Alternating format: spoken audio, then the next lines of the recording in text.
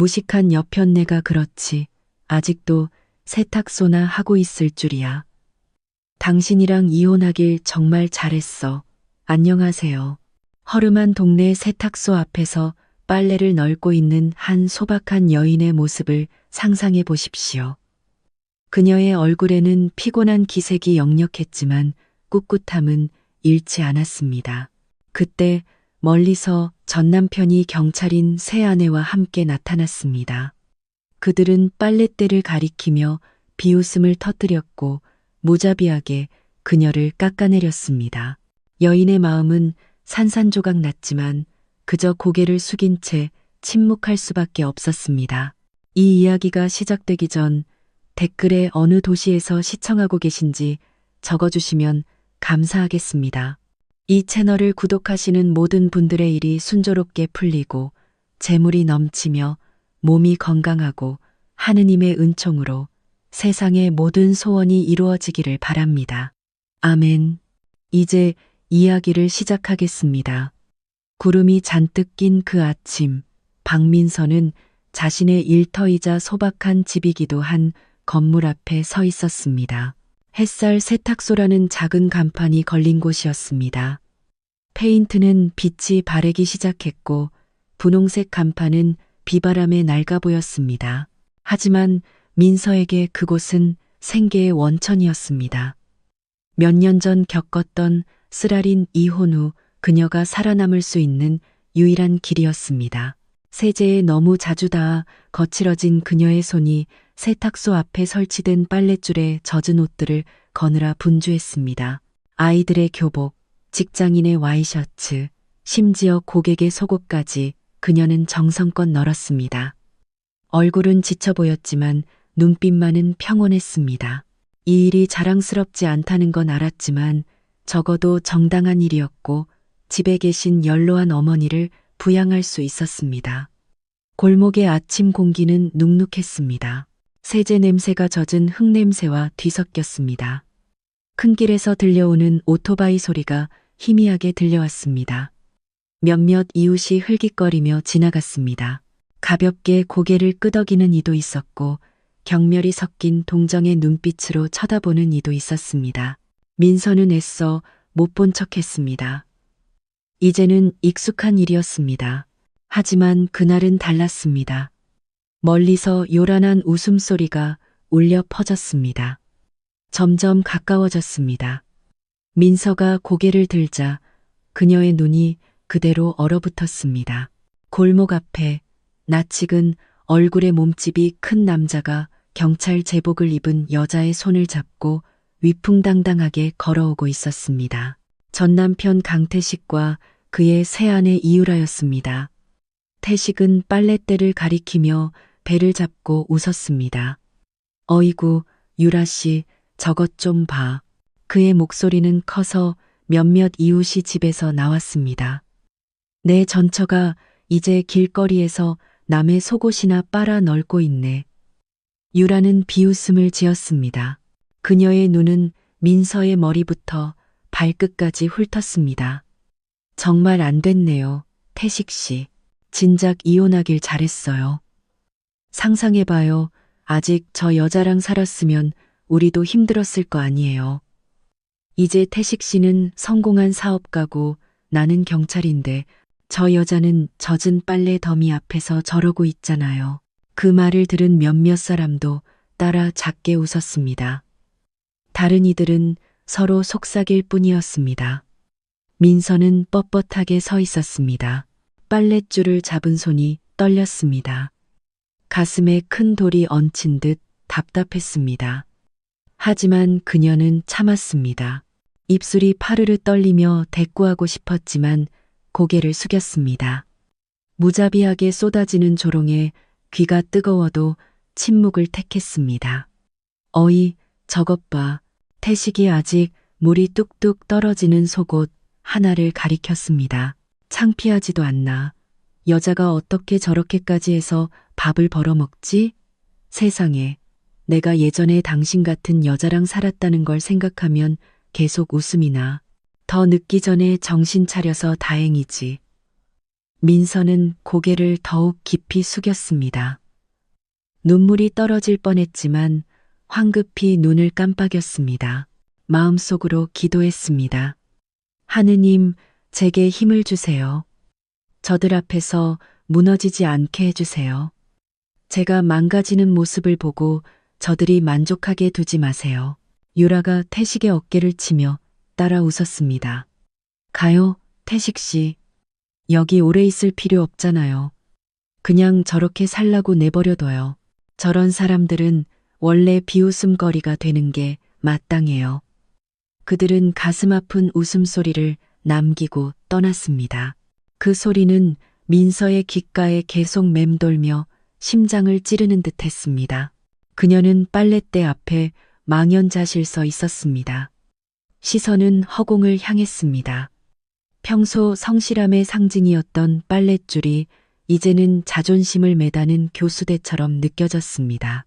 나이든 이웃인 김 할머니가 조심스럽게 다가왔습니다. 세댁, 힘내. 할머니가 나지막이 말했습니다. 사람이 교만해지면 원래 저러는 법이야. 자네가 정직하게 일하는 게 중요하지. 하느님은 다 아실 게야. 민서는 천천히 고개를 돌려 억지 미소를 지었습니다. 네, 할머니, 고맙습니다. 하지만 할머니가 떠나자마자 눈물이 끝내 터져 나왔습니다. 그녀는 누가 볼까 두려워 얼른 손등으로 눈물을 훔쳤습니다. 세상이 불공평하다는 걸 알았습니다. 사람들은 진심과 노력보다는 겉모습과 지위를 더 높이 평가했습니다. 마음속으로 다시 속삭였습니다. 강태식, 오늘 당신이 나를 비웃어도 좋지만 나는 하느님께서 잠들어 계시지 않는다고 믿어.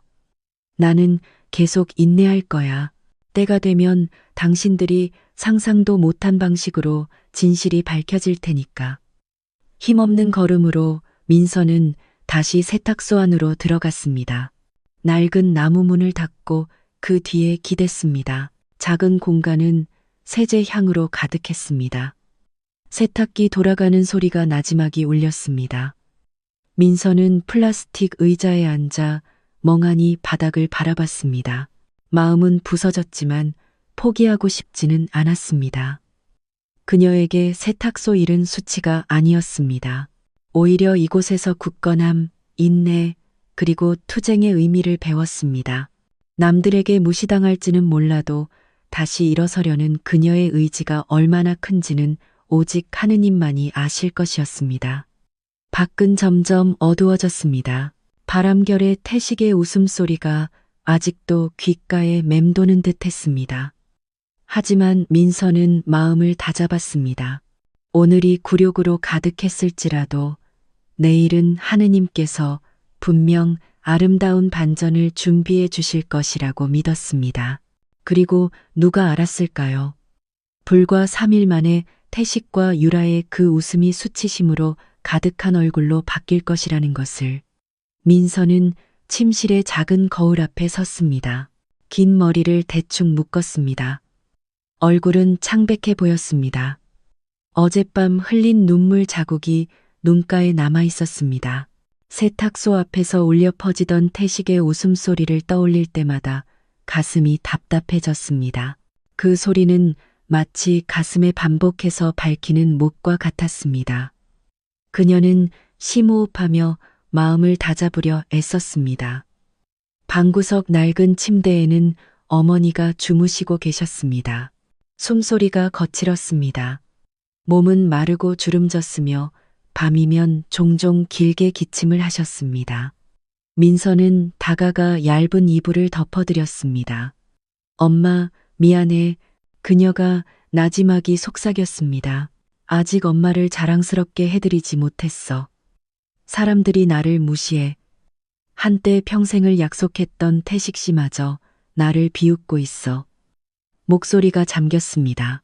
그녀는 고개를 숙여 어머니의 거친 손에 입을 맞췄습니다. 과거의 기억이 어제 일처럼 선명하게 떠올랐습니다. 그때 그녀는 아직 태식의 아내였습니다. 소박하지만 부족함 없는 삶이었습니다. 태식은 작은 장사꾼에 불과했지만 부자가 되고 싶다는 꿈을 자주 꾸었습니다. 민서는 항상 그를 지지했습니다.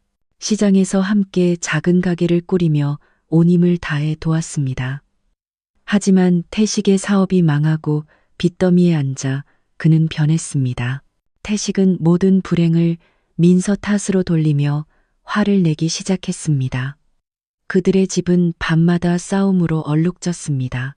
그러다 태식이 장사하던 가게에 자주 들르던 젊고 예쁜 경찰 이유라가 나타났습니다. 처음엔 민서도 의심하지 않았습니다. 남편을 믿었습니다. 하지만 그 믿음은 배신으로 돌아왔습니다. 태식은 유라와 부적절한 관계를 맺었습니다. 그리고 어느 날 밤 민서가 자신에게 걸맞은 삶을 제공하지 못한다는 이유로 태식은 그녀에게 이혼을 통보했습니다. 민서야, 너는 내 인생을 더 힘들게만 할 뿐이야. 난 내 지위를 높여줄 아내가 필요해. 나를 더 나락으로 떨어뜨리는 여자가 아니라 태식이 차갑게 말했습니다.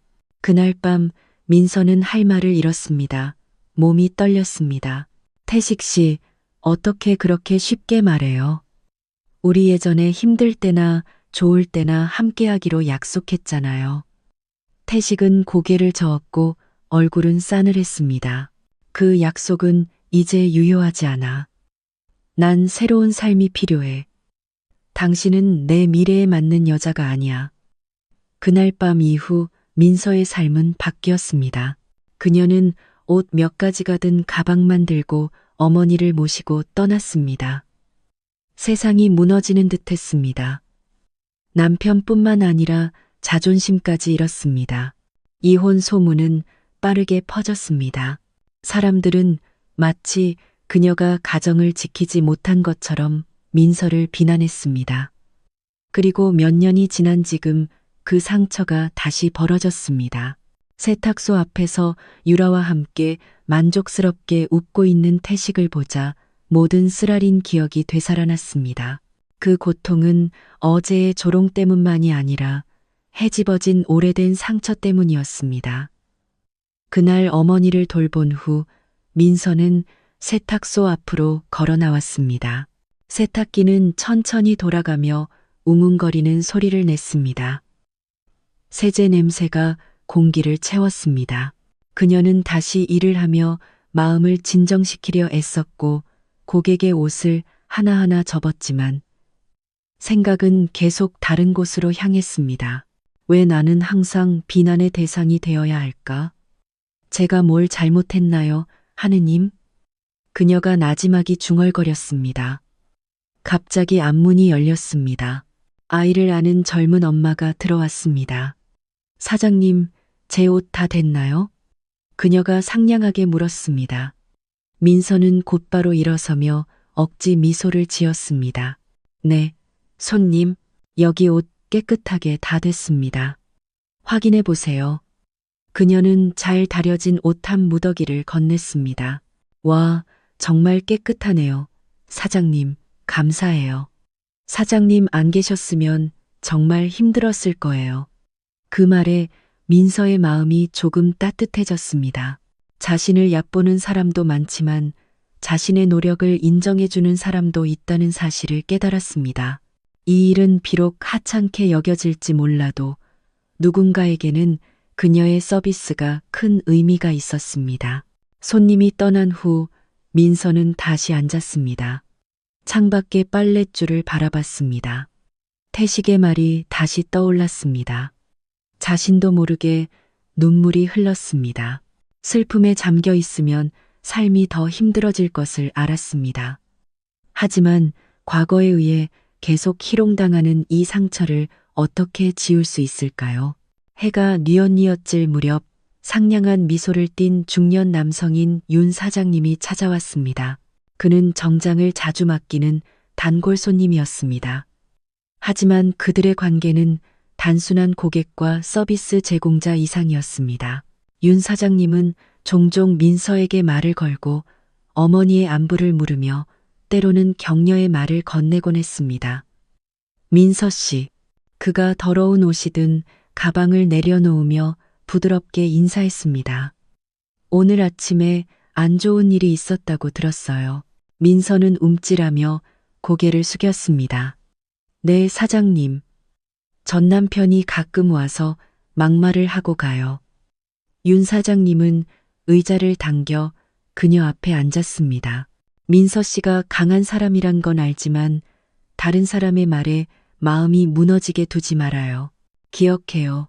자존감은 남이 뭐라고 하느냐가 아니라 스스로 어떻게 사느냐에 따라 결정되는 겁니다. 그 말은 민서의 마음에 부드럽게 와닿았습니다. 그녀는 고개를 끄덕였지만 눈물은 다시 흘러내렸습니다. 노력하고 있어요, 사장님. 하지만 너무 힘드네요. 윤 사장님은 한숨을 쉬며 동정 어린 눈으로 그녀를 바라봤습니다. 나는 언젠가 당신을 비웃는 사람들이 스스로 부끄러워할 날이 올 거라고 믿어요. 하느님은 결코 잠들지 않아요, 민서 씨. 당신은 그저 계속 인내하고 정직하게 살면 돼요. 분명 큰 반전이 기다리고 있을 겁니다. 그 말에 민서의 가슴이 따뜻해졌고 마치 상처의 어둠 속에 작은 빛이 비치는 것 같았습니다. 그녀는 윤 사장님을 바라보며 미소를 지으려 애썼습니다. 고맙습니다, 사장님. 사장님 말씀이 기도가 되길 바랍니다. 윤 사장님은 고개를 끄덕이고 작별 인사를 했습니다. 하지만 민서의 마음속에 그 짧은 만남은 작은 희망의 씨앗을 심었습니다. 밤이 되어 모든 빨래가 끝난 후 민서는 집 앞에 앉았습니다. 밤바람이 부드럽게 불어와 젖은 흙냄새를 실어왔습니다. 그녀는 하늘에서 희미하게 반짝이는 별들을 바라봤습니다. 하느님, 그녀가 나지막이 속삭였습니다. 부자가 되게 해달라고 빌지 않겠습니다. 그저 이렇게 계속 모욕당하지 않게 해주세요. 만약 허락하신다면 제 지위를 높여주세요. 당신께서 얼마나 공의로우신 분인지 저들이 알게 해주세요. 그녀는 눈물을 흘리며 그 기도를 올렸습니다. 슬픔과 다시 벌어진 오랜 상처 뒤에 그녀는 누구도 빼앗을 수 없는 한 가지를 여전히 간직하고 있었습니다. 하느님께서 인내를 아름다운 방식으로 보답해 주실 것이라는 믿음이었습니다. 그리고 그녀도 모르는 사이에 그날 밤은 새로운 여정의 시작이었습니다. 오랜 상처가 다시 벌어졌지만 바로 그곳에서 다른 운명의 문이 움직이기 시작했습니다. 그날 아침 해가 막 떠오르고 있었습니다. 햇살이 민서의 작은 세탁소 지붕 틈새로 스며들었습니다. 처참한 감정과 씨름하며 밤을 보낸 후 그녀는 마음을 다잡으려 깼었습니다. 아침은 그녀에게 가장 바쁜 시간이었습니다. 고객의 빨래를 수거하고 세탁기를 돌리고 깨끗한 옷을 집집마다 배달해야 했습니다. 오늘은 세제를 대량으로 사기 위해 시장에 가기로 했습니다. 낡은 자전거는 뒷좌석에 대나무 바구니를 단 채 집 앞에 준비되어 있었습니다. 그녀는 천천히 자전거를 끌었습니다. 지나가는 이웃에게 가끔 인사를 건넸습니다. 하지만 많은 눈들이 다른 시선으로 그녀를 바라봤습니다. 그녀를 더욱 작아지게 만드는 시선이었습니다. 어머, 저기 박민서 씨 아니야. 한 야채 가게 아주머니가 속삭였습니다. 어제 세탁소 앞에서 전 남편한테 비웃음 당했다던데 정말 창피하겠다. 네, 저도 들었어요. 지금 남편은 젊은 경찰이랑 결혼했다면서요. 그러니 민서 씨가 밀릴 수밖에 없죠. 고작 세탁소 주인이 어떻게 경쟁이 되겠어요. 다른 상인이 맞장구 쳤습니다. 민서는 그 모든 속삭임을 들었습니다. 가슴이 다시 아려왔습니다. 그녀는 고개를 숙였습니다. 무시하는 척했습니다. 발걸음이 마치 쌀자루를 짊어진 듯 무거웠습니다. 평소 흥정소리로 시끄럽던 시장이 이제는 보이지 않는 조롱으로 가득한 곳처럼 느껴졌습니다. 그녀는 단골 가게인 화학제품 판매점 박 사장님 가게에 멈춰 섰습니다. 사장님, 가루 세제랑 섬유 유연제 평소처럼 주세요. 2포대랑 작은 통 3개 살게요. 그녀가 나지막이 말했습니다. 박 사장님은 옅은 미소를 지으며 그녀를 바라봤습니다. 네, 민서 씨, 다 준비해뒀습니다. 하지만 그녀가 물건을 받기도 전에 쇼핑하던 두 아주머니가 돌아보며 큰 소리로 속삭였습니다. 안 됐다, 정말. 전 남편한테 버림받고 무거운 세제나 나르고 말이야. 다른 일도 없는 것처럼. 그러게 말이야. 원하면 다른 남자를 찾을 수도 있을 텐데. 하지만 누가 세탁소 주인이랑 결혼하고 싶겠어? 그 작은 웃음소리가 민서의 심장을 찔렀습니다. 그녀는 손에 쥔 돈을 꽉 쥐며 터져나오려는 눈물을 참았습니다. 사람들은 왜 이렇게 잔인할까? 마음속으로 되뇌었다. 왜 그들은 내 노력이 아니라 내 직업만 보고 판단할까? 그 말을 들은 박 사장님도 어색하게 웃으며 분위기를 바꾸려 했었다. 자, 민서 씨. 물건은 자전거 바구니에 다 실어놨어요. 조심히 가세요. 민서는 힘없이 고개를 끄덕였다. 고맙습니다, 사장님. 그녀는 서둘러 자전거를 끌고 시장을 빠져나가려 했다. 하지만 시장 입구에서 갑자기 들려오는 우렁찬 목소리에 발걸음이 멈췄다. 너무나 익숙한 목소리였다. 며칠 동안 그녀의 귓가를 맴돌던 그 목소리. 와, 그 소문이 진짜였네. 내 전처가 이제 시장에서 세제나 사고 있잖아. 평생 세탁소 주인으로 살기에 딱 어울리네. 태식의 목소리였다. 그의 육중한 몸이 인파 속에서 유독 눈에 띄었다. 제복을 입고 위풍당당하게 서 있는 유라가 옆에 있었다. 사람들은 즉시 고개를 돌렸다. 어떤 이는 웃었고 어떤 이는 고개를 저을 뿐이었다. 민서야, 창피하지도 않아? 그렇게 많은 세제는 사서 뭐 하려고? 아, 맞다. 남의 옷이나 빨려고 그러는 거지. 하하하. 태식은 배를 두드리며 크게 웃었다. 유라도 승리감에 찬 눈빛으로 민서를 바라보며 비웃었다. 시장은 순식간에 소란스러워졌다. 일부 상인들은 손님 응대도 멈추고 그 광경을 지켜봤다. 비웃는 시선들이 다시 한번 민서의 몸에 화살처럼 꽂혔다. 민서는 평정을 유지하려 했었다. 그녀는 고개를 숙인 채 아무 대꾸 없이 천천히 자전거를 끌었다. 하지만 마음속 상처는 더욱 깊어졌다. 온 세상이 자신을 망신시키기 위해 공모하는 것 같았다. 어이, 유라 씨, 태식이 민서를 가리키며 말을 이었다. 당신이 내 아내가 돼서 정말 다행이야. 만약 저 여자랑 계속 살았으면 당신도 길거리에서 남의 속옷이나 널고 있었을지도 몰라. 유라는 날카로운 목소리로 웃었다. 네, 태식 씨. 태식 씨 곁에 있을 수 있어서 정말 감사해요. 저렇게 살아야 한다고는 상상도 못하겠네요. 민서의 발걸음은 더욱 빨라졌다. 자전거가 짐으로 가득 차 무거웠지만 그녀는 그저 그 소란에서 빨리 벗어나고 싶었다. 하지만 서두를수록 찌르는 듯한 속삭임이 더 크게 들렸다. 정말 안 됐다. 하지만 어쩌겠어? 운명이 그런 걸. 여자가 남편을 자랑스럽게 해주지 못하면 버림받는 거지. 모든 말이 비수처럼 꽂혔다. 하지만 민서는 만약 멈춰서 맞서 싸운다면 더 큰 망신만 당할 것이라는 걸 알았다. 그래서 그녀는 침묵을 지켰고 결국 눈물이 뺨을 타고 흘러내렸다. 집에 도착하자마자 민서는 문을 굳게 닫았다. 그녀는 떨리는 손으로 자전거에서 세제 포대를 내렸다. 몸에 힘이 빠졌다. 그녀는 바닥에 주저앉아 두 손으로 얼굴을 가렸다. 그동안 참아왔던 울음이 마침내 터져나왔다. 엄마. 그녀는 방으로 다가가 나지막이 불렀다. 내 인생은 왜 이래요, 엄마? 그 소리를 들은 어머니는 희미한 눈으로 딸을 바라볼 뿐이었다. 얘야, 참고 살아라. 인생이란 잠시 머물다 가는 것과 같단다. 인내하는 사람이 결국 이기는 법이야. 중요한 건 마음을 깨끗하게 지키는 것이지. 민서는 어머니의 손을 잡고 주름진 피부 위에 눈물을 떨궜다. 참으려고 노력했어요, 엄마.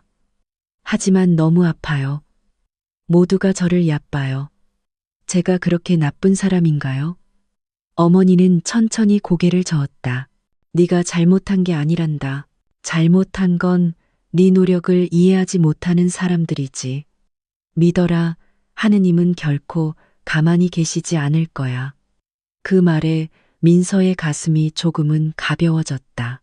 그녀는 눈물을 닦고 다시 일어섰다. 마음속으로 다짐했다. 나는 강해져야 해. 계속 나아가야 해.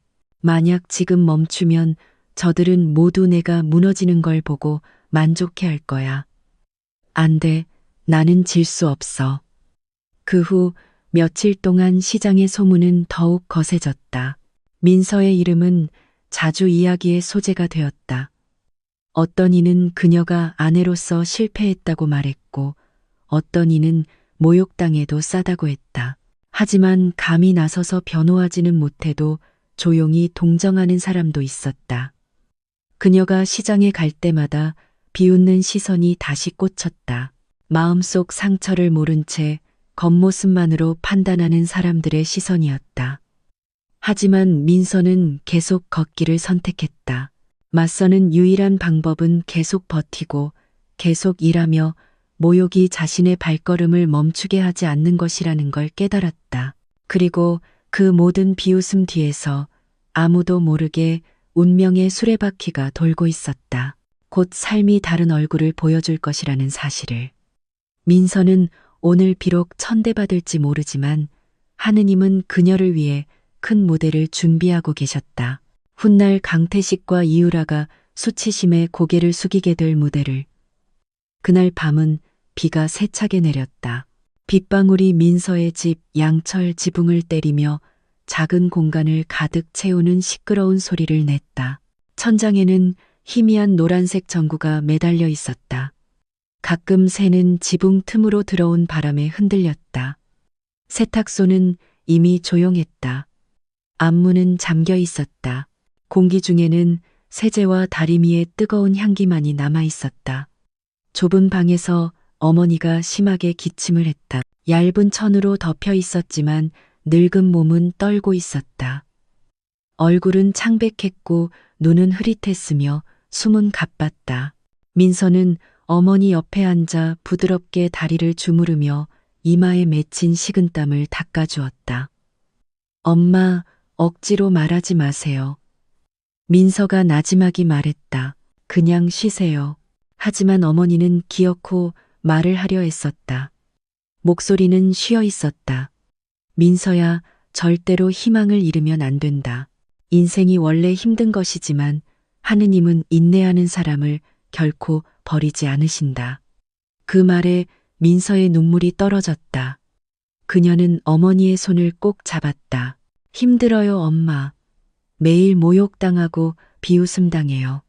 소처럼 일하는데 사람들은 저를 무시해요. 전 남편과 그 아내는 더욱 잔인해졌어요.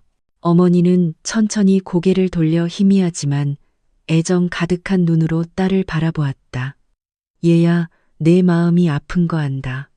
하지만 기억하렴. 남을 얕보는 사람이 사실은 더 비천한 법이란다. 내 인생이 헛되다고 생각하지 마라. 하느님은 내 땀방울 하나, 눈물 한 방울까지 모두 알고 계신다.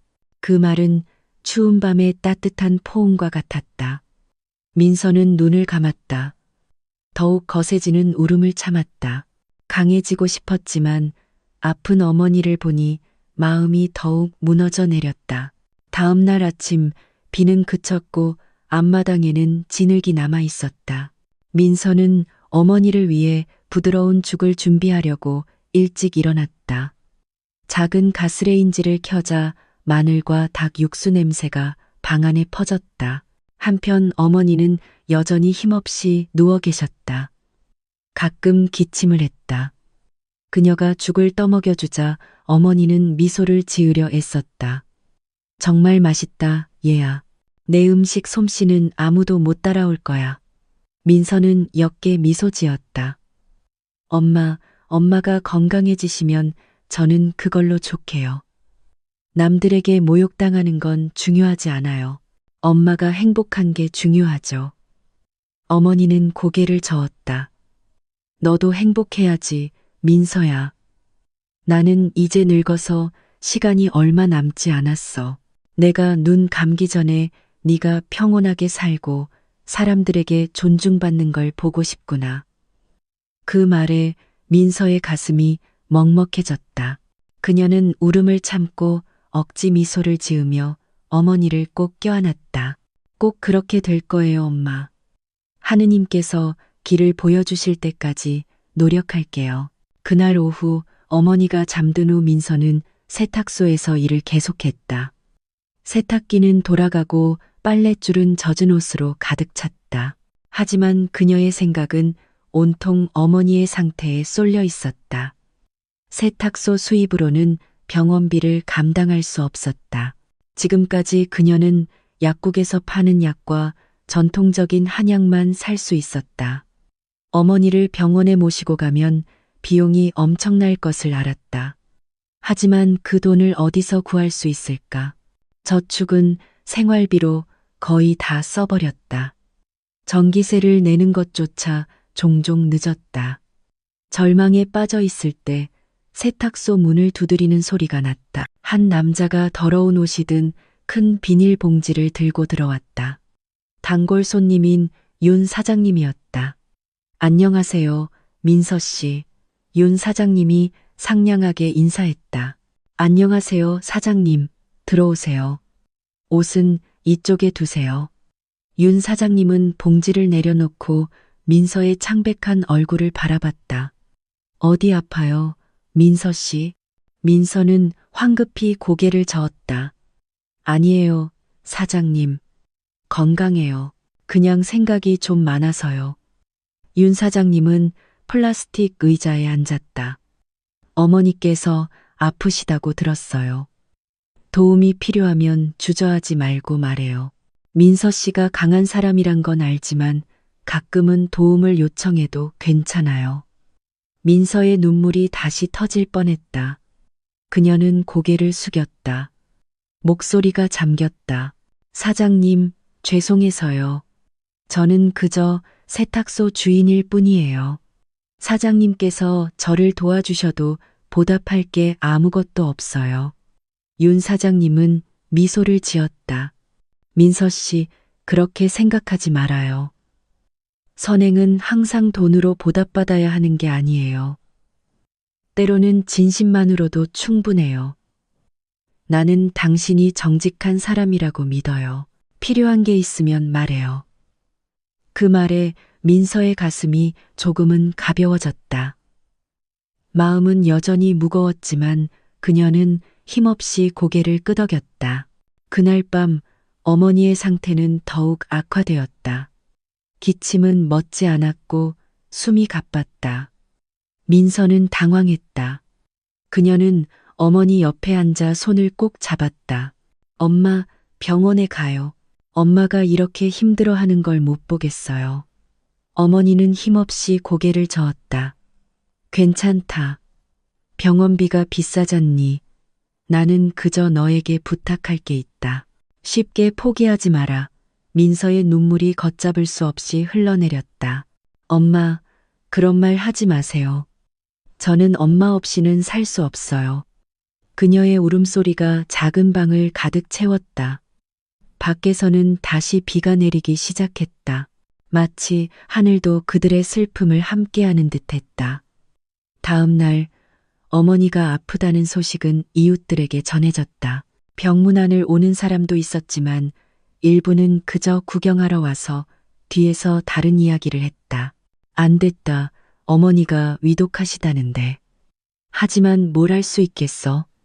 딸은 고작 세탁소 주인인데. 그러게 병원에 데려갈 돈이 어디 있겠어. 그 속삭임이 민서의 귀에까지 들렸다. 그녀는 마음의 상처를 참으며 고개를 숙였다. 그들의 말이 맞다는 걸 알았지만 직접 듣는 것은 여전히 비수처럼 꽂혔다. 마음 한구석에서 그녀는 나지막이 기도했다. 하느님, 만약 어머니를 데려가시려거든 저는 받아들이겠습니다. 하지만 부디 어머니를 행복하게 해드릴 기회를 먼저 주십시오. 이 모든 모욕에서 제가 일어서는 것을 보시기 전에는 데려가지 말아주세요. 눈물로 올린 그 기도는 민서의 여정의 전환점이 될 것이었다. 왜냐하면 머지않아 그 어려움과 상처 속에서 하느님께서 그녀의 인생을 영원히 바꿔놓을 예상치 못한 길을 열어주실 것이기 때문이었다. 그날 아침 해가 옅은 구름 뒤에서 수줍게 모습을 드러냈다. 밤새 내린 비로 공기는 눅눅했다. 민서는 막 빨래를 널고 나온 참이었다. 손은 아직 젖어 있었다. 세탁소 앞에 오토바이 소리가 멈추자 그녀는 서둘러 손을 헝겊으로 닦고 앞으로 나섰다. 중년의 남성이 낡은 스쿠터에서 내렸다. 그는 소박한 셔츠 차림이었고 서류로 가득해 보이는 낡은 가죽 가방을 들고 있었다. 얼굴은 상냥했고 입가에는 항상 미소가 있었다. 그는 바로 지난 몇 달간 더욱 자주 찾아온 단골 손님 윤 사장님이었다. 안녕하세요, 민서 씨. 윤 사장님이 헬멧을 벗으며 인사했다. 안녕하세요, 사장님. 민서가 공손히 고개를 숙이며 답했다. 맡기실 빨래가 또 있으세요? 윤 사장님은 고개를 끄덕였다. 네, 하지만 그것 말고도 잠시 할 이야기가 있어요. 시간 좀 괜찮아요? 민서는 잠시 당황했지만 천천히 고개를 끄덕였다. 네, 사장님, 앉으세요. 그들은 세탁소 앞 플라스틱 의자에 앉았다. 아침 바람이 빨랫줄에서 세제 향을 실어왔다. 주위는 조용했고 가끔 골목길로 오토바이가 지나갈 뿐이었다. 윤 사장님이 가방을 열어 몇 가지 서류를 꺼냈다. 민서 씨, 내가 오랫동안 당신을 지켜봐 왔어요. 단순히 세탁일 때문만이 아니라 당신의 성실함 때문이죠. 당신은 정직하고 부지런하며 부당한 대우를 받으면서도 인내심이 강해요. 민서는 얼굴이 붉어지며 고개를 숙였다. 사장님, 저는 그저 제 삶을 묵묵히 살아갈 뿐이에요. 자랑할 만한 건 아무것도 없어요. 윤 사장님은 따뜻하게 미소 지었다. 바로 그 점 때문에 내가 당신을 믿는 겁니다. 나는 작은 사업을 하는 사람이에요. 민서 씨. 토지 투자도 좀 하고 임대 사업도 하죠. 하지만 일부를 관리해줄 정직한 사람이 필요해요. 다른 사람들이 더 똑똑할지는 모르지만 나는 당신을 확신해요. 민서의 눈이 커졌다. 그녀는 자신이 들은 말을 믿을 수 없었다. 사장님, 저는 그냥 세탁소 주인일 뿐이에요. 제가 어떻게 그렇게 큰 일을 관리할 수 있겠어요. 윤 사장님은 그녀의 어깨를 가볍게 두드렸다. 오히려 당신이 소박하고 정직하기 때문에 믿는 겁니다. 나는 말 잘하는 사람이 아니라 믿을 수 있는 사람이 필요해요. 해보겠어요? 민서의 눈에서 눈물이 거의 떨어질 뻔했다. 마음은 혼란스럽고 감동적이며 두려움으로 뒤섞였다. 사장님, 뭐라고 대답해야 할지 모르겠어요. 하지만 사장님께서 저를 믿어주신다면 노력해 보겠습니다. 완벽하게 해낼 자신은 없지만 정직하게 일하겠다고 약속드릴게요. 윤 사장님은 만족스럽게 미소 지었다. 그것만으로도 충분해요, 민서 씨. 나는 당신이 할 수 있다고 믿어요. 그 후 며칠 동안 민서의 삶은 변하기 시작했다. 그녀는 세탁소 일로 바쁜 와중에도 종종 윤 사장님을 도와 간단한 거래 내역을 기록했다. 매일 오후 고객의 옷을 다 접고 나면 작은 책상에 앉아 장부를 펴고 재무 보고서를 작성했다. 처음에는 어색했지만 윤 사장님은 참을성 있게 가르쳐 주었다. 서두를 필요 없어요, 민서 씨. 중요한 건 꼼꼼함이에요. 나는 당신이 돈을 함부로 다루지 않을 거라고 믿어요. 그리고 정말로 민서는 그 일을 조심스럽게 수행했다. 그녀는 항상 여러 번 계산하며 실수가 없는지 확인했다. 태식의 배신으로 삶이 무너진 후 신뢰가 얼마나 소중한 것인지 잘 알고 있었다.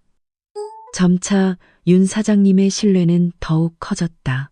그는 심지어 임대사업 수익의 일부를 민서에게 맡겨 관리하게 했다.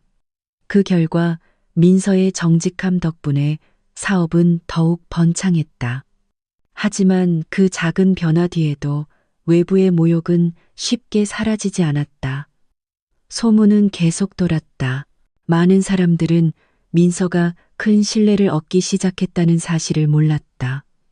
그들은 단지 남의 옷을 빠느라 바쁜 초라한 여인의 겉모습만 볼 뿐이었다. 어느 날 오후 민서가 윤 사장님 집에서 기록이 담긴 서류철을 들고 돌아오는 길에 시장 근처의 다방을 지나게 되었다. 그곳에는 몇몇 아저씨들이 담배를 피우며 앉아 있었다. 어이, 저기 민서 씨네. 그들 중 한 명이 말했다. 그러게, 안 됐어. 아직도 세탁소 주인으로 바쁘게 사네. 전 남편은 이제 경찰이랑 잘 산다던데 버림받을 만했지. 어떤 남자가 빨래만 할 줄 아는 여자랑 참고 살겠어. 민서는 그 모든 말을 들었지만 고개를 숙인 채 돌아보지 않고 계속 걸었다. 마음은 여전히 아팠지만 이번에는 자신 안에 작은 힘이 생긴 것을 느꼈다. 그녀는 자신의 삶이 영원히 이렇지 않을 것임을 알았다. 조용히 성장하고 있는 무언가가 있었다. 훗날 모든 사람을 침묵하게 만들 무언가가 그날 밤 어머니에게 저녁을 차려드린 후 민서는 홀로 현관에 앉았다. 밤바람이 부드럽게 불어와 옆집 밭에서 귀뚜라미 소리를 실어왔다. 그녀는 윤 사장님에게서 받은 서류철을 열어 한참 동안 바라보았다. 하느님, 그녀가 속삭였다. 만약 이것이 당신께서 주신 길이라면 제가 잘못된 길로 가지 않도록 이끌어 주십시오. 저는 그저 어머니를 행복하게 해드리고 싶을 뿐입니다. 제가 사람들이 말하는 것처럼 실패한 여자가 아니라는 것을 증명하고 싶습니다. 눈물이 다시 흘러내렸다. 이번에는 슬픔 때문만이 아니라 서서히 자라나는 희망 때문이었다. 다음 날 윤 사장님이 다시 찾아왔다. 이번에는 중요한 소식을 가지고 왔다. 민서 씨, 3일 후에 시청에서 대규모 토지 경매가 열릴 겁니다. 당신이 저와 함께 가주었으면 해요. 제가 모든 서류를 준비했고 그 토지의 일부는 당신 이름으로 맡겨두었습니다. 민서는 깜짝 놀랐다. 사장님, 잘못 들은 거 아니죠? 왜 제 이름으로요? 윤 사장님은 지혜롭게 미소 지었다. 나는 이제 늙었어요, 민서 씨. 믿을 수 있는 후계자가 필요해요. 당신은 자신감이 없을지 모르지만 나는 당신을 믿어요. 이것을 하느님께서 주신 시험이라고 생각해요. 용기를 내보겠어요? 민서의 몸이 떨렸다. 이것이 작은 일이 아니라는 것을 알았지만 어쩌면 이것이 그동안의 기도에 대한 응답일지도 모른다고 생각했다. 그녀는 눈물이 그렁그렁한 눈으로 윤 사장님을 바라보며 고개를 끄덕였다. 용기를 내보겠습니다, 사장님. 노력해 볼게요. 윤 사장님이 그녀의 어깨를 두드렸다. 좋아요. 기억해요. 사람들의 모욕을 두려워하지 말아요. 그들이 직접 당신이 어떤 사람인지 보게 될 겁니다. 그리고 자신도 모르는 사이에 그 만남은 민서의 인생 전체를 바꿀 예상치 못한 우정의 시작이 되었다. 왜냐하면 불과 며칠 안에 하느님께서 준비하신 큰 무대가 누가 진정으로 고개를 숙여야 하는지를 보여줄 것이기 때문이었다. 그날 아침 이웃집 담장 너머로 수탉 우는 소리가 울려 퍼졌다. 공기는 여전히 축축했고 골목가 바나나 잎에는 이슬이 맺혀 있었다. 민서는 평소보다 일찍 일어났다. 작은 석유골로에 불을 붙여 따뜻한 차를 끓일 물을 올렸다. 소박한 나무 탁자 위에는 여러 군데 금이 간 닭 모양의 흙으로 만든 저금통이 있었다. 그 저금통은 늘 아무도 보지 못하게 방 안 깊숙한 곳에 숨겨두었다. 민서는 그것을 한참 바라보다가 주머니에서 동전 몇 개를 꺼냈다. 세탁소 손님에게 받은 거스름돈이었다. 그녀는 그 돈을 저금통에 넣었다. 동전이 부딪히는 소리가 작게 울렸다. 티끌 모아 태산이지. 그녀가 나지막이 중얼거렸다. 윤 사장님에게 신뢰를 얻었음에도 불구하고 그녀는 자신의 작은 저축을 결코 잊지 않았다. 그녀에게는 스스로 흘린 땀으로 번 모든 돈이 자존심이었다. 그날 빨래를 다 널고 난 후 민서는 윤 사장님을 만나러 나섰다. 그들은 시내 광장 근처의 소박한 다방에서 만났다. 그 다방은 항상 붐볐다. 진한 커피 향과 뜨거운 튀김 냄새가 뒤섞여 있었다. 민서 씨, 이게 지난주 보고서예요. 아주 훌륭해요. 깔끔하고 꼼꼼하네요. 윤 사장님이 민서가 정리한 서류철을 열며 말했다. 민서는 부끄러워 고개를 숙였다. 고맙습니다, 사장님. 저는 그저 있는 그대로 적었을 뿐이에요. 윤 사장님은 미소를 지었다. 바로 그 점 때문에 제가 마음이 놓이는 겁니다. 제가 당신 이름으로 만든 계좌에 수익금 일부를 넣어뒀어요. 잔액이 계속 늘어나도 놀라지 말아요. 그건 제 돈만이 아니라 당신의 노고가 담긴 돈이기도 하니까요. 민서는 눈이 휘둥그레졌다. 사장님, 왜 제 이름으로까지요? 제가 뭐라고? 윤 사장님은 진지하게 그녀를 바라보았다. 민서 씨, 당신은 내가 믿는 사람이에요. 이걸 당신의 미래를 위한 저축이라고 생각해요. 두려워하지 말아요. 언젠가 그 저축이 당신이 받은 모든 모욕에 대한 해답이 될 겁니다. 민서는 숨을 참았다. 가슴이 떨렸다. 누군가 자신을 이렇게까지 믿어준다는 사실이 아직도 믿기지 않았다. 다방에서 돌아오는 길에 그녀는 시장을 지나쳤다. 속삭임은 여전했다. 사람들은 여전히 그녀의 지위가 변하지 않은 것처럼 비웃는 시선으로 바라보았다. 하지만 이번에는 마음속에 어떤 힘이 있었다. 그녀는 다른 사람들이 모르는 무언가를 알고 있었다. 빨랫줄 뒤에서 그녀가 미래를 준비하고 있다는 것을. 집에 도착해서 그녀는 다시 어머니를 살폈다. 어머니는 힘없이 누워 있었지만 딸이 돌아오는 것을 보고 미소를 지었다. 어디 갔다 오니? 어머니가 나지막이 물었다. 일 보고 왔어요, 엄마. 다행히 모든 게 순조로워요. 민서가 어머니의 베개를 고쳐주며 답했다.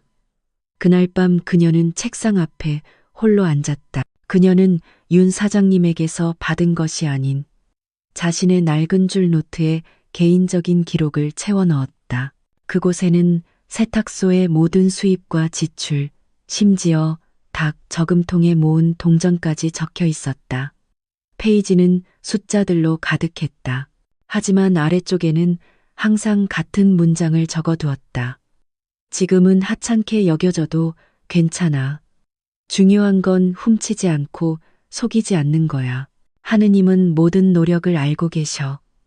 몇 주가 흐르자 그 작은 저축은 효과를 보이기 시작했다. 저금통에 돈이 꽤 모였다. 그녀는 그것을 깨고 고양이 모양의 새 저금통으로 바꿨다. 그 돈으로 어머니를 위해 더 좋은 한약을 살 수 있었고 새는 지붕도 고칠 수 있었다. 하지만 그녀는 여전히 소박하게 살았다. 입는 옷은 여전히 낡은 잠옷이었고 달아빠진 슬리퍼를 신었다. 그녀는 조금씩 무언가를 모으고 있다는 사실을 남들이 알기를 원치 않았다. 안타깝게도 이웃들 눈에는 그녀가 여전히 세탁소 주인 박민서일 뿐이었다. 어느 날 오후 그녀가 옷을 널고 있을 때 지나가던 10대 아이들의 웃음소리가 다시 들렸다. 어이, 저기 봐. 아직도 남의 옷이나 널고 있네. 비 오면 또 고생하겠다. 하하. 그러게 정말 불쌍한 인생이야. 민서는 마음이 상했지만 조용히 있었다. 그녀는 눈물이 그렁그렁한 채 빨랫줄을 바라보았다. 그리고 마음속으로 기도했다. 하느님, 저 아이들에게 화나지 않아요. 그저 저를 강하게 해주세요. 제가 계속 저축할 수 있게 해주세요. 때가 올 때까지 계속 인내하게 해주세요. 한편 윤 사장님의 신뢰는 더욱 커졌다. 그는 민서를 데리고 동업자들과의 작은 모임에 참석하기 시작했다. 민서는 대부분 조용히 듣고 기록했지만 사업 세계에 대해 이전에 상상도 못했던 많은 새로운 것들을 배웠다. 어느 날 밤 모임에서 돌아오는 길에 윤 사장님이 말했다. 민서 씨, 그거 알아요? 스스로의 노력으로 꾸준히 저축하는 사람이 갑자기 부자가 된 사람보다 더 강하다는 걸요. 왜냐하면 그들은 모든 돈의 소중함을 알기 때문이죠. 민서는 눈물이 글썽이며 그를 바라보았다. 사장님 말씀이 꼭 기도 같아요. 정말 그렇게 되길 바랍니다. 윤 사장님은 미소를 지었다. 믿어요, 민서 씨. 당신의 노력으로 모은 저축이 언젠가 가장 큰 무기가 될 겁니다. 날은 계속 흘러갔다. 고양이 저금통은 물고기 저금통으로, 그리고 다시 배 모양 저금통으로 바뀌었다. 깰 때마다 그 안의 돈은 이전보다 항상 더 많았다. 하지만 민서는 여전히 그것을 조용히 간직했다. 심지어 어머니도 그녀가 얼마나 많은 돈을 모았는지 몰랐다. 그리고 그 모든 것 뒤에는 그녀가 깨닫지 못한 한 가지가 있었다. 그 저축은 단순한 돈이 아니라 인내, 기도, 그리고 신뢰였다. 시간이 지날수록 그녀는 모든 사람을 놀라게 할 기반을 더욱 튼튼하게 쌓아가고 있었다. 그날 밤 잠들기 전 그녀는 어머니 옆에 앉아 늙은 손을 잡았다. 엄마, 그녀가 속삭였다. 응, 얘야.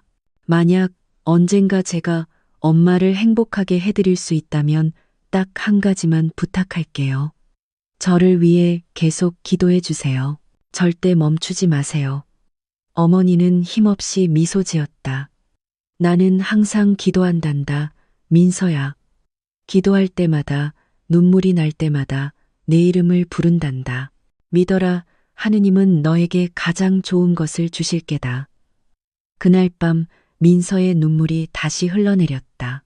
여정은 아직 길었지만 어머니의 기도와 자신의 노력으로 모은 저축이 있기에 언젠가 모든 모욕을 뒤집을 큰 반전이 있을 것이라고 확신했다.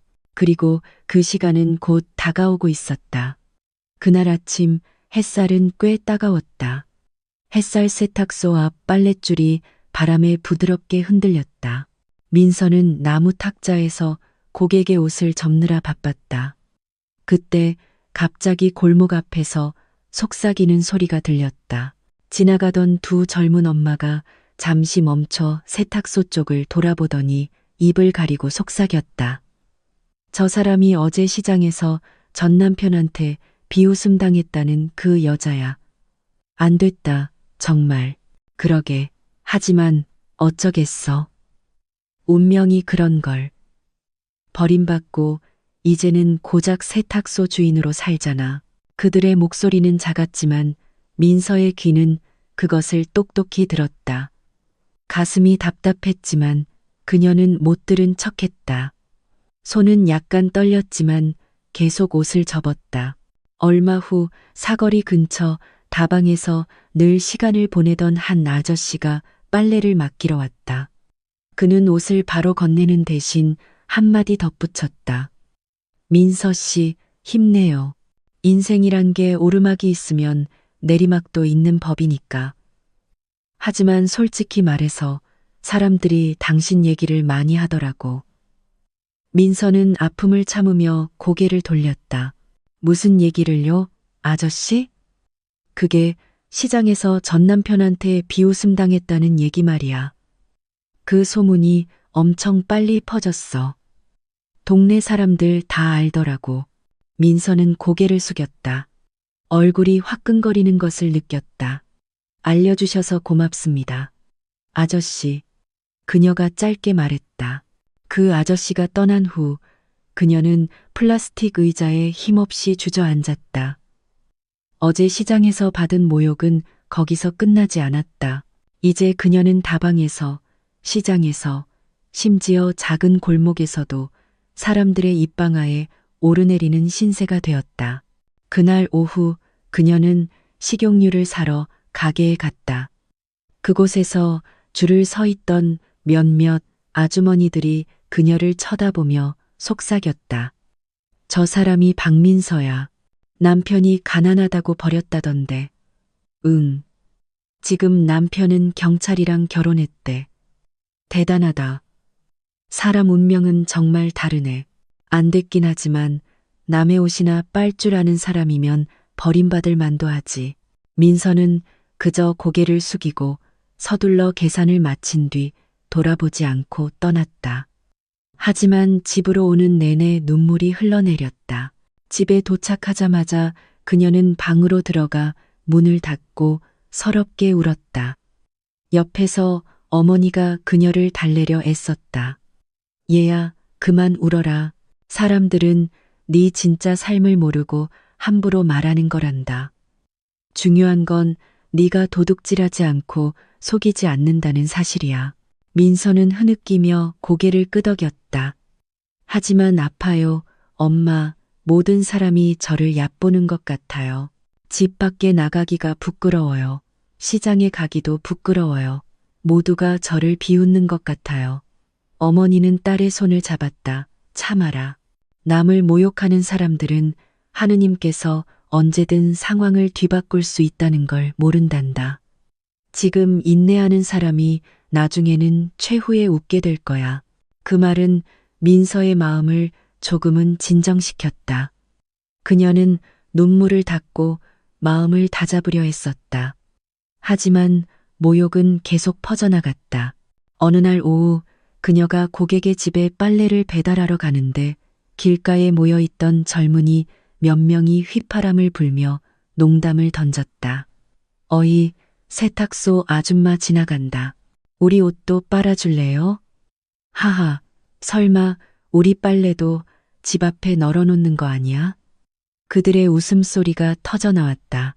민서는 고개를 숙이고 자전거를 더 빨리 끌었지만 마음은 다시 찢어졌다. 심지어 어린아이들까지 따라했다. 어느 날 아침 한 무리의 아이들이 골목 앞에서 세탁소 아줌마, 세탁소 아줌마라고 소리치며 놀았다. 민서가 지나갈 때마다 그들은 자신들의 말이 상처 입은 한 여인의 마음에 비수가 된다는 사실도 모른 채 해맑게 웃었다. 다방에서는 민서의 이름이 남자들의 농담거리가 되기까지 했다. 내 아내가 박민서 같았으면 진작에 버렸지. 어떻게 가난하게 살아. 그러게. 다행히 나는 저런 아내를 안 얻었지. 위험이라고는 하나도 없어. 그 소식을 들을 때마다 민서의 마음은 더욱 아팠다. 화를 내고 싶었고 소리치고 싶었지만 맞서 싸우면 소문만 더 커질 것을 알았다. 그래서 그녀는 매일 밤 마음으로 울면서도 침묵을 선택했다. 그럼에도 불구하고 그녀를 버티게 한 한 가지가 있었다. 그녀의 작은 저축과 윤 사장님의 신뢰였다. 무너질 것 같을 때마다 그녀는 윤 사장님의 말을 떠올렸다. 스스로의 노력으로 꾸준히 저축하는 사람이 갑자기 부자가 된 사람보다 더 강하다. 그 말은 그녀의 버팀목이 되었다. 민서는 퍼져나가는 이 모욕이 단지 일시적인 것이라고 믿었다. 언젠가 모든 것이 뒤바뀔 것이라고. 그날 밤 세탁소 문을 닫고 그녀는 집 현관에 홀로 앉았다. 밤바람이 귀뚜라미 소리를 실어왔다. 그녀는 하늘을 바라보며 나지막이 기도했다. 하느님, 모든 것을 맡깁니다. 저들이 저를 비웃게 두시되 제가 지게 하지는 마십시오. 당신께서 얼마나 공의로우신 분인지 저들에게 보여주십시오. 눈물이 뺨을 타고 흘렀지만 이번에는 마음이 더 강해져 있었다. 그녀는 이 시련이 하느님께서 준비하신 큰 반전을 향한 긴 여정의 일부임을 알았다.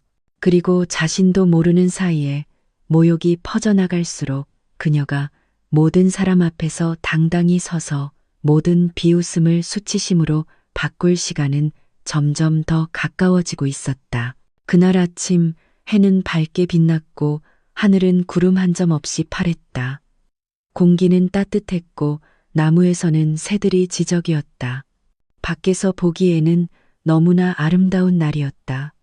하지만 민서의 마음속에서는 여전히 폭풍이 몰아치고 있었다. 평소와 같이 그녀는 세탁소 앞에서 고객의 옷을 깔끔하게 접고 있었다. 미소는 평범해 보였다. 빨래를 찾으러 오는 모든 사람에게 그녀는 항상 상냥하게 미소 지으며 감사를 표했다. 때로는 가벼운 농담도 건넸다.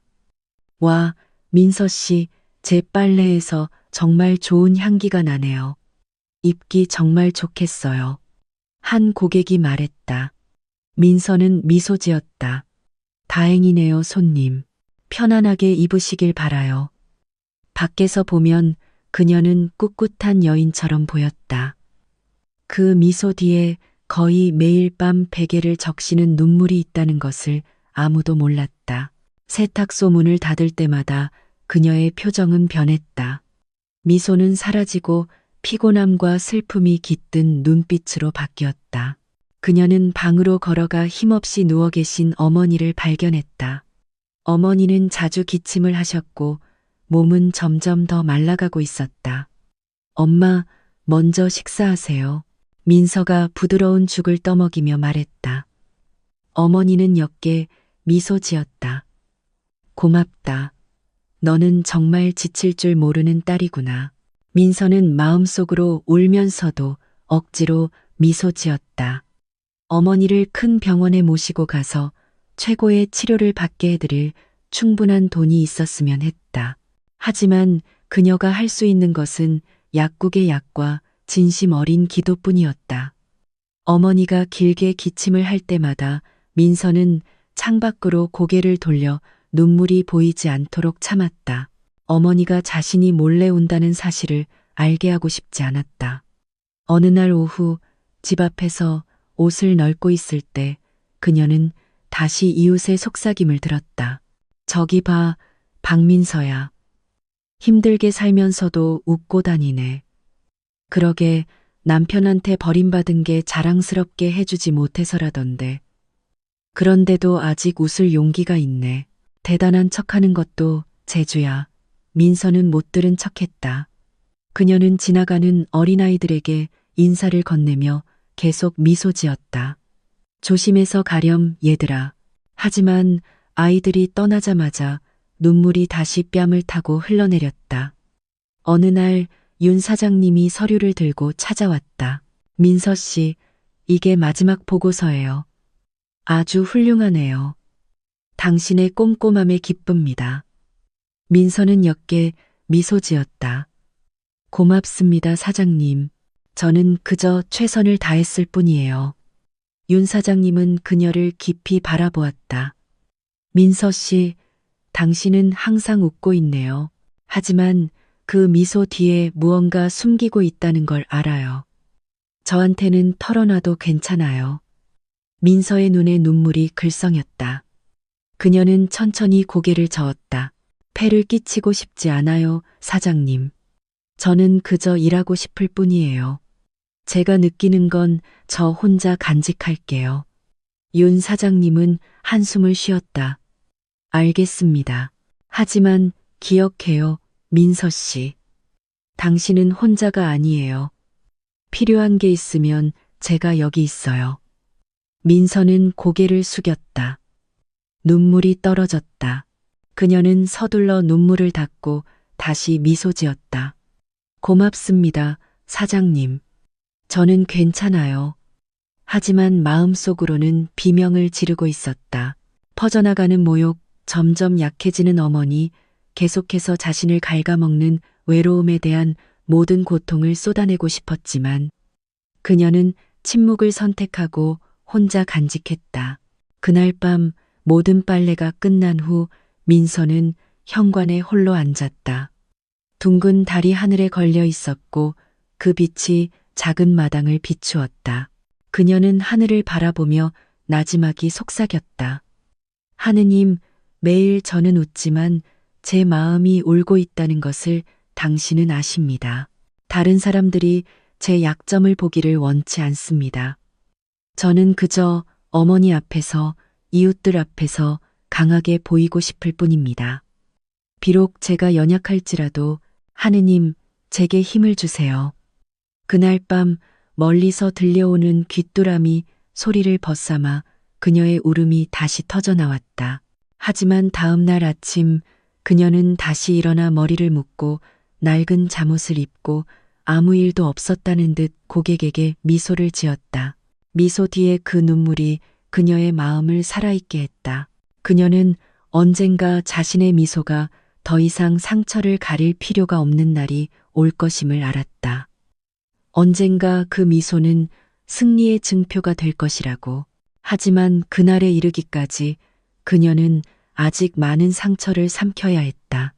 소문은 더욱 거세졌고 모욕은 더욱 날카로워졌다. 하지만 그녀 안에는 꺾을 수 없는 한 가지가 있었다. 하느님은 결코 잠들지 않으신다는 믿음. 그리고 그 믿음은 조용히 그녀를 비웃던 모든 사람들이 고개를 숙일 그 순간으로 이끌고 있었다. 그날 아침 세탁소 분위기는 평소와 같았다. 세탁기는 나지막이 웅웅거렸고 집 앞 대나무 빨랫줄은 바람에 흔들렸다. 겉보기에는 아무것도 변하지 않았다. 민서는 여전히 낡은 잠옷을 입고 옷을 하나하나 널고 고객에게 상냥한 미소로 응대했다. 하지만 그 모든 일상 뒤에는 그녀가 철저히 숨기기 시작한 무언가가 있었다. 어머니조차 모르고 모욕적인 이야기로 바쁜 이웃들은 더더욱 모르는 무언가였다. 최근 며칠 동안 민서는 윤 사장님과 더욱 자주 만났다. 그들은 세탁소나 다방에서만 만나는 것이 아니라 시내 중심가의 소박한 법무사 사무실에서도 만났다. 그 방은 오래된 나무 냄새가 났고 벽은 두꺼운 서류철로 가득했다. 민서는 들어갈 때마다 긴장했다. 민서 씨, 이 서류에 서명해야 해요. 윤 사장님이 갈색 서류철을 건네며 말했다. 민서는 떨리는 손으로 종이를 바라보았다. 사장님, 정말 믿을 수가 없어요. 제가 왜 서명해야 하죠? 제가 뭐라고요? 윤 사장님은 평온한 눈으로 그녀를 바라보았다. 당신은 내가 믿는 사람이에요, 민서 씨. 다음 주에 경매에 나올 땅의 상당 부분을 당신에게 맡길 겁니다. 제가 모든 법적 절차를 처리해뒀어요. 두려워할 필요 없어요. 당신의 임무는 이 신뢰를 지키는 것뿐이에요. 민서는 고개를 숙였다. 눈에 눈물이 글썽였다. 사장님, 제가 이런 자리에 있을 거라고는 상상도 못했어요. 사람들은 여전히 매일 저를 비웃는데 사장님께서는 목소리가 막혔다. 사장님께서는 오히려 이렇게 큰 신뢰를 주시네요. 윤 사장님은 그녀의 손을 두드렸다. 오히려 다른 사람들이 당신을 비웃기 때문에 나는 당신이 신뢰받을 가치가 있다는 것을 보여주고 싶어요. 기억해요, 민서 씨. 아직 누구에게도 말하지 말아요. 가족에게도요. 이건 우리 둘만의 비밀이에요. 민서는 천천히 고개를 끄덕였다. 네, 사장님. 이 비밀을 지키겠습니다. 그 후 며칠 동안 민서는 두 얼굴로 살았다. 이웃들 앞에서는 여전히 남의 옷이나 널어주는 세탁소 주인 박민서였다. 모욕을 당하면 여전히 고개를 숙였고 험담을 들으면 여전히 미소 지었다. 하지만 마음속에서는 새로운 열정의 불꽃이 타오르기 시작했다. 옷을 접을 때마다 그녀는 시청에 서서 많은 사람들이 부끄러움에 고개를 숙이는 날을 상상했다. 그럼에도 불구하고 그녀는 그 변화를 누구에게도 보여주지 않았다. 심지어 어머니에게도 아무 일 없는 척했다. 어느 날 밤 법무사 사무실에서 조금 늦게 돌아오자 어머니가 물었다. 얘야, 요즘 왜 이렇게 늦게 들어오니? 세탁소가 더 바빠졌니? 민서는 어머니에게 죽을 떠먹여주며 미소 지었다. 네, 엄마, 세탁소가 더 바빠졌어요. 다행히 장사가 잘 돼요. 사실 그녀는 중요한 서류에 서명하고 막 돌아온 참이었다. 어머니에게 작은 거짓말을 해야 한다는 사실에 눈물이 날 뻔했다. 하지만 이 모든 것이 좋은 일을 위한 것임을 알았다. 어머니가 걱정하거나 오해하시기를 원치 않았다. 한편 소문은 여전히 기승을 부리며 더욱 퍼져나갔다. 어느 날 아침 세제를 사러 시장에 갔을 때 몇몇 아주머니들이 일부러 그녀를 흘깃거리며 크게 웃었다. 저기 봐, 박민서. 아직도 남의 옷이나 빨고 있네. 다른 일은 없는 것 같아. 하하, 그러게. 전 남편한테 버림받아서 정말 안 됐어. 이제 인생이 그냥 저렇게 흘러가네. 민서는 고개를 숙이고 장바구니를 들고 집으로 돌아왔다. 하지만 이번에는 마음이 조금 달랐다.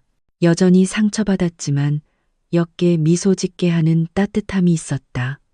마음속으로 말했다. 지금은 마음껏 웃으세요. 머지않아 그 웃음이 얼어붙을 테니까요. 어느 날 오후 윤 사장님이 세탁소에 왔다. 그는 플라스틱 의자에 앉아 젖은 옷으로 가득한 빨랫줄을 바라보았다. 민서 씨, 힘든 거 알아요. 하지만 조금만 더 버텨요. 경매일이 며칠 안 남았어요. 그 후에는 모든 것이 변할 겁니다. 민서는 길게 한숨을 쉬었다. 사장님, 두려워요. 만약 사람들이 먼저 알게 되면 어떡하죠? 이 모든 게 실패하면 어떡하죠? 윤 사장님은 지혜롭게 미소 지었다. 민서 씨, 당신은 너무 오랫동안 모욕을 당해서 두려워하는 게 당연해요. 하지만 믿어요.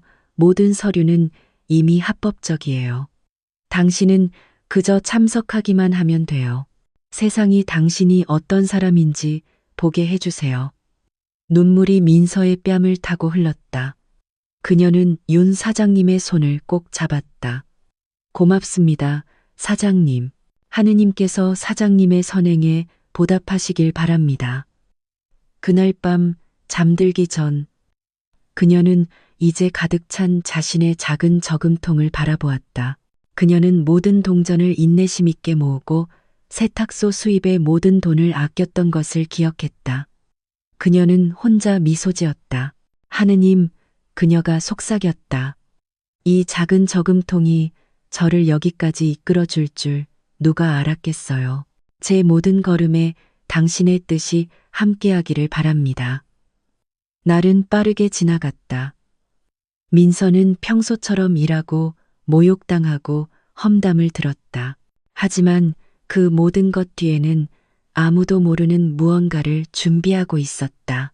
그녀가 매일 보여주는 미소는 더 이상 상처를 가리기 위한 가면일 뿐만 아니라 곧 모든 것을 바꿀 큰 비밀을 단단히 덮는 덮개이기도 했다. 그 준비는 마치 천천히 타오르다 활활 타오를 때를 기다리는 작은 불씨처럼 조용히 간직되었다. 그리고 그날은 점점 더 가까워지고 있었다. 그날 아침 도시의 공기는 평소와 달랐다. 바람은 평소보다 강하게 불어 길거리의 먼지와 마른 흙냄새를 실어왔다.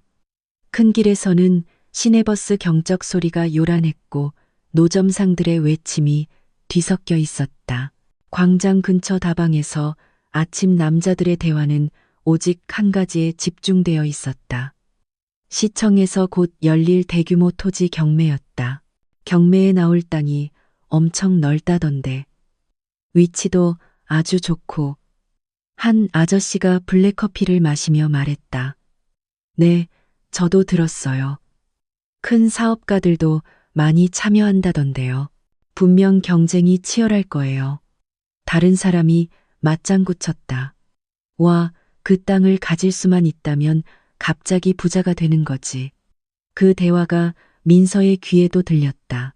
그녀는 마침 어머니의 아침 식사로 튀김을 사러 잠시 들른 참이었다. 돈을 낼 때 손이 떨렸다. 그들이 말하는 그 땅이 평범한 사람의 것이 아니라는 것을 잘 알고 있었기 때문이다. 그것은 바로 윤 사장님을 통해 지금 그녀에게 맡겨진 땅이었다. 그녀는 주목받지 않기 위해 고개를 숙이고 서둘러 다방을 떠났다. 하지만 집으로 오는 내내 마음이 복잡했다. 어깨에 너무나 큰 비밀을 짊어진 것 같았다. 세탁소에 도착한 민서는 플라스틱 의자에 앉아 나지막이 윙윙거리는 세탁기를 바라보았다. 심장이 세차게 뛰었다. 어머니에게 모든 것을 털어놓고 싶었고 모든 불안감을 쏟아내고 싶었다. 하지만 윤 사장님의 당부가 떠올랐다. 민서 씨, 이건 일단 우리 둘만의 비밀이에요. 가족에게도 아무에게도 말하지 말아요. 모든 것이 밝혀질 때가 올 겁니다.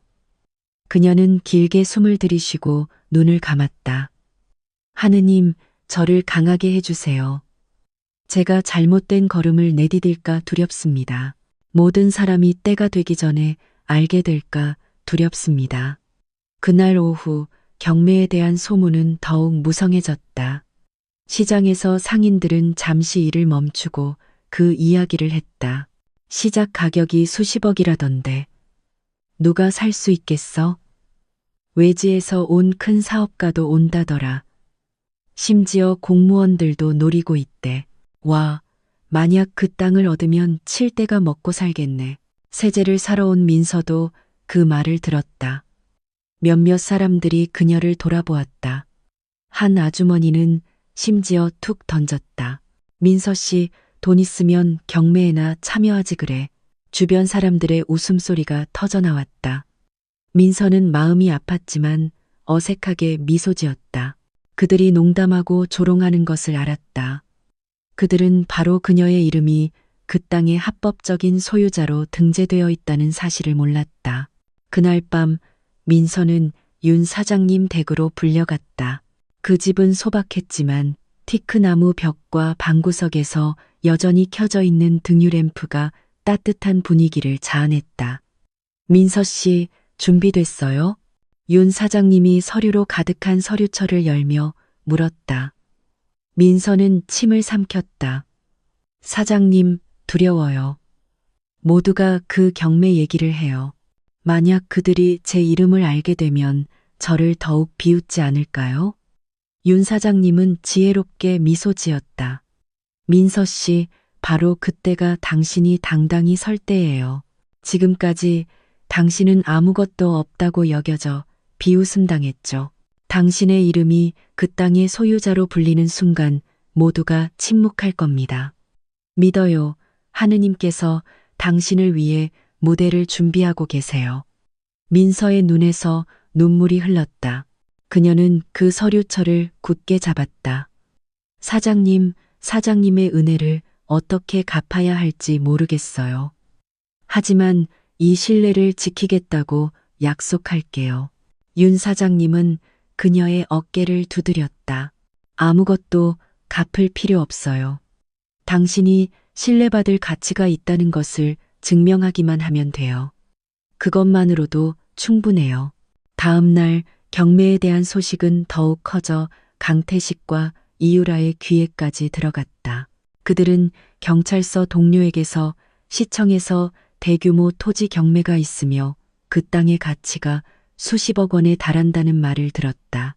와, 우리 꼭 가야 해요. 태식 씨. 이유라가 활기찬 미소를 지으며 말했다. 만약 그 땅을 얻을 수 있다면 우리 인생은 더욱 부유해질 거예요. 태식은 만족스럽게 웃었다. 물론이지. 많은 사업가들이 경쟁하겠지만 걱정 마. 우리에게는 인맥이 있잖아. 나는 지지 않을 거야. 그들은 그 땅이 바로 그들이 그토록 모욕했던 사람의 소유라는 사실을 전혀 몰랐다. 동네에서는 소문이 더욱 거세졌다. 사람들은 누가 경매에 참석할지 이야기했다. 성공한 사업가의 이름도 나왔고 지역 공무원의 이름도 나왔다. 작은 세탁소문 뒤에서 한 소박한 여인이 큰 걸음을 준비하고 있다는 것을 아무도 예상하지 못했다. 민서는 여전히 옷을 접고 빨래를 널고 고객에게 미소 지었다. 하지만 마음속에서는 심장 박동이 점점 더 빨라지고 있었다. 경매일은 며칠 앞으로 다가왔고 그녀는 그날 지금 비웃고 있는 얼굴들이 수치심으로 가득한 얼굴로 바뀔 것임을 알았다. 그날 시청은 평소와 다른 모습이었다. 흰색으로 칠해진 낡은 건물은 진지한 표정에 잘 차려입고 야망에 가득 찬 사람들로 붐볐다. 앞마당에는 고급차들이 줄지어 있었다. 검은색 포드 익스플로러, 미쓰비시 파제로 스포츠, 심지어 짙게 선팅된 토요타 알파드까지 있었다. 엔진 소리와 경매 참가자들이 서둘러 도착하는 발소리가 뒤섞였다. 마당 한쪽에서는 주차 요원이 분주하게 차량을 정리했다. 전략적 토지 경매, 시청이라고 쓰인 큰 현수막이 입구에 걸려 있었다. 건물 안에는 플라스틱 의자들이 깔끔하게 줄지어 있었고 서류로 가득한 긴 테이블과 연단이 행사 시작을 기다리며 앞에 서 있었다. 민서는 윤 사장님과 함께 일찍 도착했다. 그녀는 소박한 남색 투피스 정장에 갈색 치마를 입고 있었다. 머리는 대충 올렸고 얼굴에는 과한 화장이 없었다. 멀리서 보면 그녀는 고급 정장과 반짝이는 구두를 신은 다른 참가자들과는 달라 보였다. 하지만 심장이 세차게 뛰었음에도 눈빛은 확고했다. 마음속으로 나지막이 기도했다. 하느님, 저를 강하게 해주세요. 저들 앞에서 무너지지 않게 해주세요. 얼마 후 강태식이 나타났다. 그의 육중한 몸은 비싼 한복으로 감싸여 있었다. 손에는 경찰 제복을 완벽하게 차려입은 이유라를 이끌고 있었다. 그들의 등장은 즉시 많은 사람들의 주목을 끌었다. 와, 저 사람 강태식 아니야? 요즘 큰 건설업자가 됐다던데. 누군가 속삭였다. 아내는 경찰이구나. 대단하다. 딱 어울리는 한 쌍이네. 다른 사람이 맞장구 쳤다. 태식은 자신감 넘치는 걸음으로 걸었다.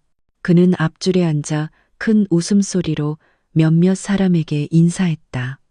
이유라는 그의 옆에 늠름하게 서 있었다. 시선은 자부심으로 가득했다. 하지만 뒤쪽에 앉아있는 민서의 모습을 발견하자마자 태식은 큰 소리로 웃음을 터뜨렸다. 내가 잘못 본 거 아니지, 민서야. 여기서 뭐해? 토지 경매에라도 참여하려고? 꿈깨. 여긴 너 같은 세탁소 아줌마가 올 곳이 아니야. 그의 목소리는 커서 몇몇 사람이 돌아보았다. 이유라가 덧붙였다. 태식 씨, 저 여자 잘못 들어온 거 아니에요? 원래 있어야 할 곳은 시장이지 시청이 아니잖아요. 둘은 만족스럽게 웃었다. 민서는 얼굴이 붉어지며 고개를 숙였다. 윤 사장님이 그녀의 손을 가볍게 두드렸다. 가만히 있어요, 민서 씨. 내버려 둬요. 아직 때가 아니에요. 행사가 시작되었다. 주최 측이 연단에 올라 경매 절차를 설명했다. 마이크 소리가 온 방에 울려 퍼졌다. 참가자들이 하나둘씩 입찰을 시작했다. 수십억 원의 숫자들이 허공을 떠다녔다. 태식도 자신감 넘치는 얼굴로 번호판을 들어 올렸다. 30억, 그가 외쳤다. 이유라는 승리가 손에 잡힐 듯 만족스럽게 미소 지었다. 하지만 행사의 하이라이트는 경매 자체가 아니라 모두의 관심이 집중된 땅의 실제 소유자를 발표하는 것이었다. 주최 측 직원이 똑바로 서서 두꺼운 서류철을 열고 큰 소리로 말했다. 자, 신사숙녀 여러분. 입찰을 계속하기 전에 이 토지에는 이미 합법적인 소유주가 있음을 알려드립니다. 따라서 경매되는 것은 소유권이 아니라 관리권입니다. 그리고 이 전략적 토지의 실제 소유주는 방 안은 갑자기 조용해졌다. 모든 시선이 연단으로 향했다. 박민서 씨, 가람동 주민입니다. 그 목소리가 울려 퍼지자 방 안은 얼어붙는 듯했다. 모든 사람들이 뒤쪽 민서가 앉아있던 소박한 의자를 향해 고개를 돌렸다. 미소 짓고 있던 태식은 즉시 말이 없어졌다. 얼굴은 창백해졌고 눈은 믿을 수 없다는 듯이 커졌다. 이유라는 입을 벌린 채 입술이 굳어 아무 말도 할 수 없었다. 말도 안 돼. 태식이 벌떡 일어나며 소리쳤다. 분명히 뭔가 잘못됐어. 저 여자는 그냥 세탁소 주인이라고. 어떻게 수십억 원짜리 땅이 저 여자 것이 될 수 있어. 주최 측은 침착하게 서류를 들어 올렸다. 모든 서류는 법적으로 유효합니다. 소유자 이름은 명확하게 박민서로 기재되어 있습니다. 아무런 실수가 없습니다. 방 안은 다시 소란스러워졌다. 여러 구석에서 속삭임이 들렸다.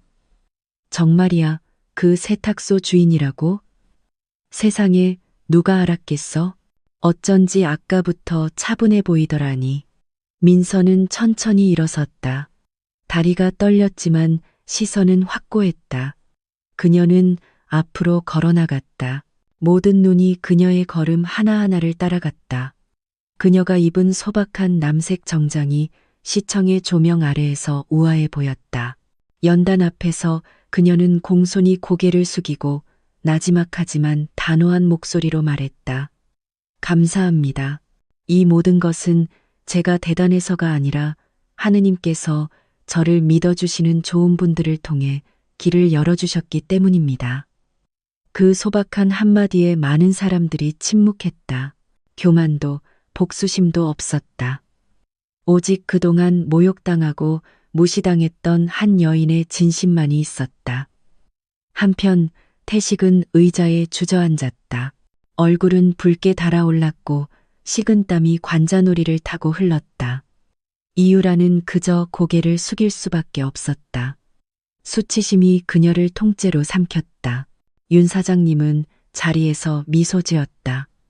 그는 이것이 자신이 기다려온 순간임을 알았다. 모든 모욕이 존경으로 바뀌는 순간, 세탁소 주인이 그동안 자신을 비웃었던 사람들보다 더 높은 곳에 서는 순간, 그리고 비록 행사는 계속되었지만 민서에게 그날은 이미 승리의 날이었다. 진실이 마침내 모습을 드러낸 날. 하지만 여정은 아직 끝나지 않았다.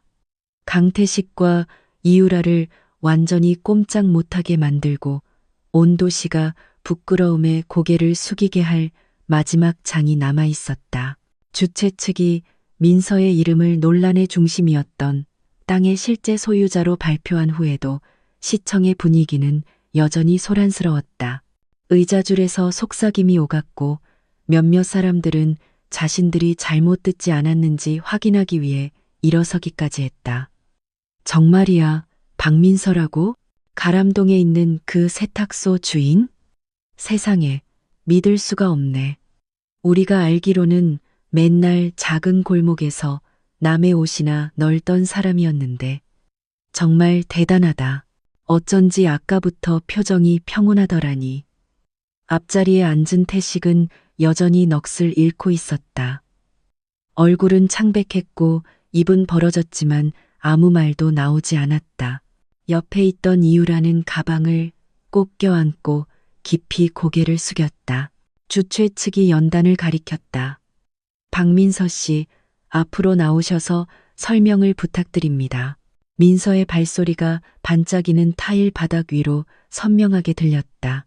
그녀의 걸음 하나하나가 과거에 그녀를 비웃었던 사람들의 가슴을 치는 망치 소리 같았다. 그녀가 입은 소박한 남색 정장은 우아해 보였다. 오래된 오심이 분명했지만 그녀의 굳건한 기운이 그녀를 다르게 보이게 했다. 연단 앞에 도착한 그녀는 공손히 고개를 숙였다. 안녕하십니까? 안녕하십니까? 참석자들이 답했다.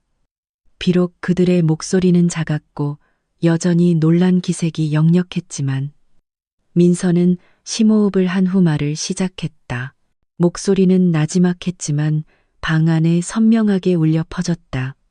저는 그저 한낱 세탁소 주인일 뿐입니다. 제가 이 자리에 서게 될 줄은 꿈에도 몰랐습니다. 모두 아시다시피 저는 매일 세제와 물, 그리고 빨랫줄과 씨름하며 살아왔습니다. 많은 분들이 저를 무시했고 심지어 비웃기도 했습니다. 하지만 저는 하느님께서 저의 노력을 항상 지켜보고 계신다고 믿었기에 정직하고 인내하며 살아가려 노력했습니다. 몇몇 사람들이 고개를 숙이기 시작했다. 어떤 이는 오랫동안 침묵했다. 그 소박한 말들은 과거에 험담을 했던 사람들에게 따귀를 때리는 것과 같았다. 민서는 말을 이었다. 이 땅은 제가 부유해서 산 것이 아닙니다. 하느님께서 저를 믿어주시는 좋은 분들을 통해 맡겨주신 것입니다. 저는 단지 그 신뢰를 지키고 있을 뿐입니다. 저는 결코 교만해지려는 의도가 없습니다. 단지 한 사람의 자존심은 그 사람의 직업이 아니라 그 마음의 진실함으로 결정된다는 것을 보여드리고 싶었을 뿐입니다. 방 한구석에서 시작된 박수 소리가 점차 퍼져나갔다. 일부 사람들은 일어서서 경의를 표했다. 태식은 더 이상 참을 수 없었다. 그는 갑자기 일어섰다. 얼굴은 붉게 달아올라 있었다. 아니야, 이건 분명 조작이야. 세탁소 주인이 어떻게 수십억 원짜리 땅을 가질 수 있어. 분명 배후에 누가 있을 거야. 그의 목소리는 당황으로 인해 떨리고 있었다. 방 안은 다시 조용해졌다. 모든 시선이 그에게로 향했다. 이유라가 그의 손을 잡아 진정시키려 했지만 태식은 뿌리쳤다. 윤 사장님이 천천히 일어나 태식을 침착하게 바라보았다. 맞습니다. 민서 씨 뒤에는 사람이 있습니다. 바로 접니다. 제가 그녀의 정직함과 성실함을 믿었기 때문에 이 땅을 그녀에게 맡겼습니다. 그리고 모든 서류는 법적으로 유효합니다. 누구도 이 일을 제기할 수 없습니다. 태식은 말이 막혔다. 그의 말은 목구멍에서 멈췄다. 모든 사람들이 그를 비웃는 시선으로 바라보았다. 과거에 그가 민서에게 던졌던 웃음이 이제는 참석자들의 조용한 조롱이 되어 그에게 돌아왔다. 이유라는 두 손으로 얼굴을 가렸다. 창피해서 죽을 지경이었다. 민서는 잠시 그들을 바라보았다. 만족스러운 미소도 복수심에 찬 시선도 아니었다. 그저 태식을 더욱 작아지게 만드는 온화한 시선이었다. 강태식 씨, 그녀가 부드럽게 말했다. 어쩌면 과거에 당신 말이 맞았을지도 모릅니다. 저는 정말 가난했습니다. 당신에게 걸맞은 삶을 제공해 줄 수 없었죠. 하지만 가난이 모욕의 이유가 될 수는 없습니다. 인생은 누가 더 부유한가가 아니라 누가 더 인내하는가의 문제입니다. 그리고 오늘 누가 옳은지는 하느님께서 보여주셨다고 생각합니다. 태식은 고개를 숙였다. 처음으로 그 남자는 대꾸할 말을 찾지 못했다. 경매 행사는 계속되었지만 분위기는 달라졌다. 이제 모든 사람들이 민서를 존경의 눈으로 바라보았다. 몇몇 사업가들은 심지어 그녀에게 다가와 공손하게 인사하며 협력을 제안했다. 하지만 민서는 역게 미소 지을 뿐이었다. 저는 여전히 소박하게 살고 싶습니다. 저는 단지 이 땅이 많은 사람들에게 유익하게 쓰이기를 바랄 뿐입니다. 윤 사장님은 자랑스럽게 그녀의 어깨를 두드렸다. 그것이 최고의 대답입니다. 민서 씨. 행사가 끝나자 사람들은 서로 이야기를 나누며 밖으로 나왔다. 민서의 이름이 주된 화제였다. 무시당하던 세탁소 주인에서 그녀는 이제 수십억 원짜리 땅의 소유자로 알려졌다. 태식과 이유라는 고개를 숙인 채 걸어 나왔다. 더 이상 큰 웃음소리도 비웃는 미소도 없었다. 그들은 그저 사람들의 시선에서 벗어나 빨리 집으로 돌아가고 싶을 뿐이었다. 시청 현관에서 민서는 잠시 서서 파란 하늘을 바라보았다. 눈물이 흘러내렸다. 슬픔 때문이 아니라 감사함 때문이었다. 하느님, 당신의 약속을 증명해 주셨습니다. 과거에 모욕당했던 저의 지위를 높여주셨습니다. 부디 제가 이 신뢰를 잘 지켜나갈 수 있도록 도와주십시오.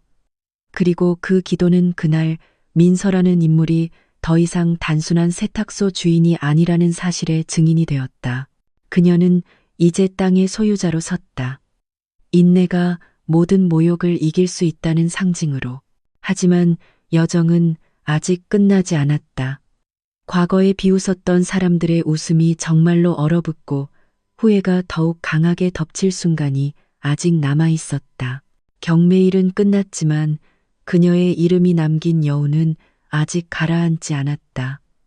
평소 조용하던 시청은 이제 민서의 이름을 속삭이는 소리로 가득했다. 시청 복도에서부터 길가의 다방까지 사람들은 그날의 큰 반전에 대해 이야기하는 것을 멈추지 않았다. 믿을 수가 없네. 우리가 그냥 세탁소 주인으로만 알았던 사람이 수십억 원짜리 땅의 소유주였다니.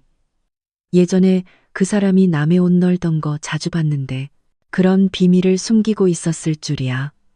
강태식이 시장에서 그 사람 비웃던 거 생각하면 지금은 자기가 더 창피하겠지. 소문은 장마철 비보다 더 빠르게 퍼져나갔다. 한편 그녀의 소박한 집에서 민서는 낡은 플라스틱 의자에 앉아 있었다. 그녀 앞에는 어머니가 나무 침상에 누워 힘없이 미소 짓고 있었다. 얘야, 어머니의 목소리가 떨렸다. 네가 땅 주인이 됐다는 소식을 들었단다. 민서는 눈물이 글썽이며 천천히 고개를 끄덕였다. 네, 엄마. 하지만 이 모든 건 제가 대단해서가 아니에요. 하느님께서 좋은 분을 통해 길을 열어주셨어요. 어머니는 딸의 손을 잡아 꼭 쥐었다. 네가 자랑스럽다, 민서야. 예전에는 사람들이 험담했지만 이제는 하느님께서 갚아주셨구나. 중요한 건 교만하지 않고 계속 소박하게 사는 거야. 민서의 눈물이 떨어졌다. 그녀는 어머니의 손에 입을 맞췄다. 네, 엄마. 저는 엄마가 아는 그 박민서로 계속 남을게요. 그저 정직하게 살려고 노력하는 평범한 세탁소 주인으로요. 도시의 다른 편에서 태식은 새집 거실에 침울하게 앉아 있었다. 아까 입었던 비싼 한복은 의자 위에 던져져 있었다. 얼굴은 붉게 달아올랐고 눈은 멍하니 바닥을 응시하고 있었다. 이유라는 긴장된 얼굴로 안절부절 못하며 서성거렸다. 태식 씨, 이제 어떡해요?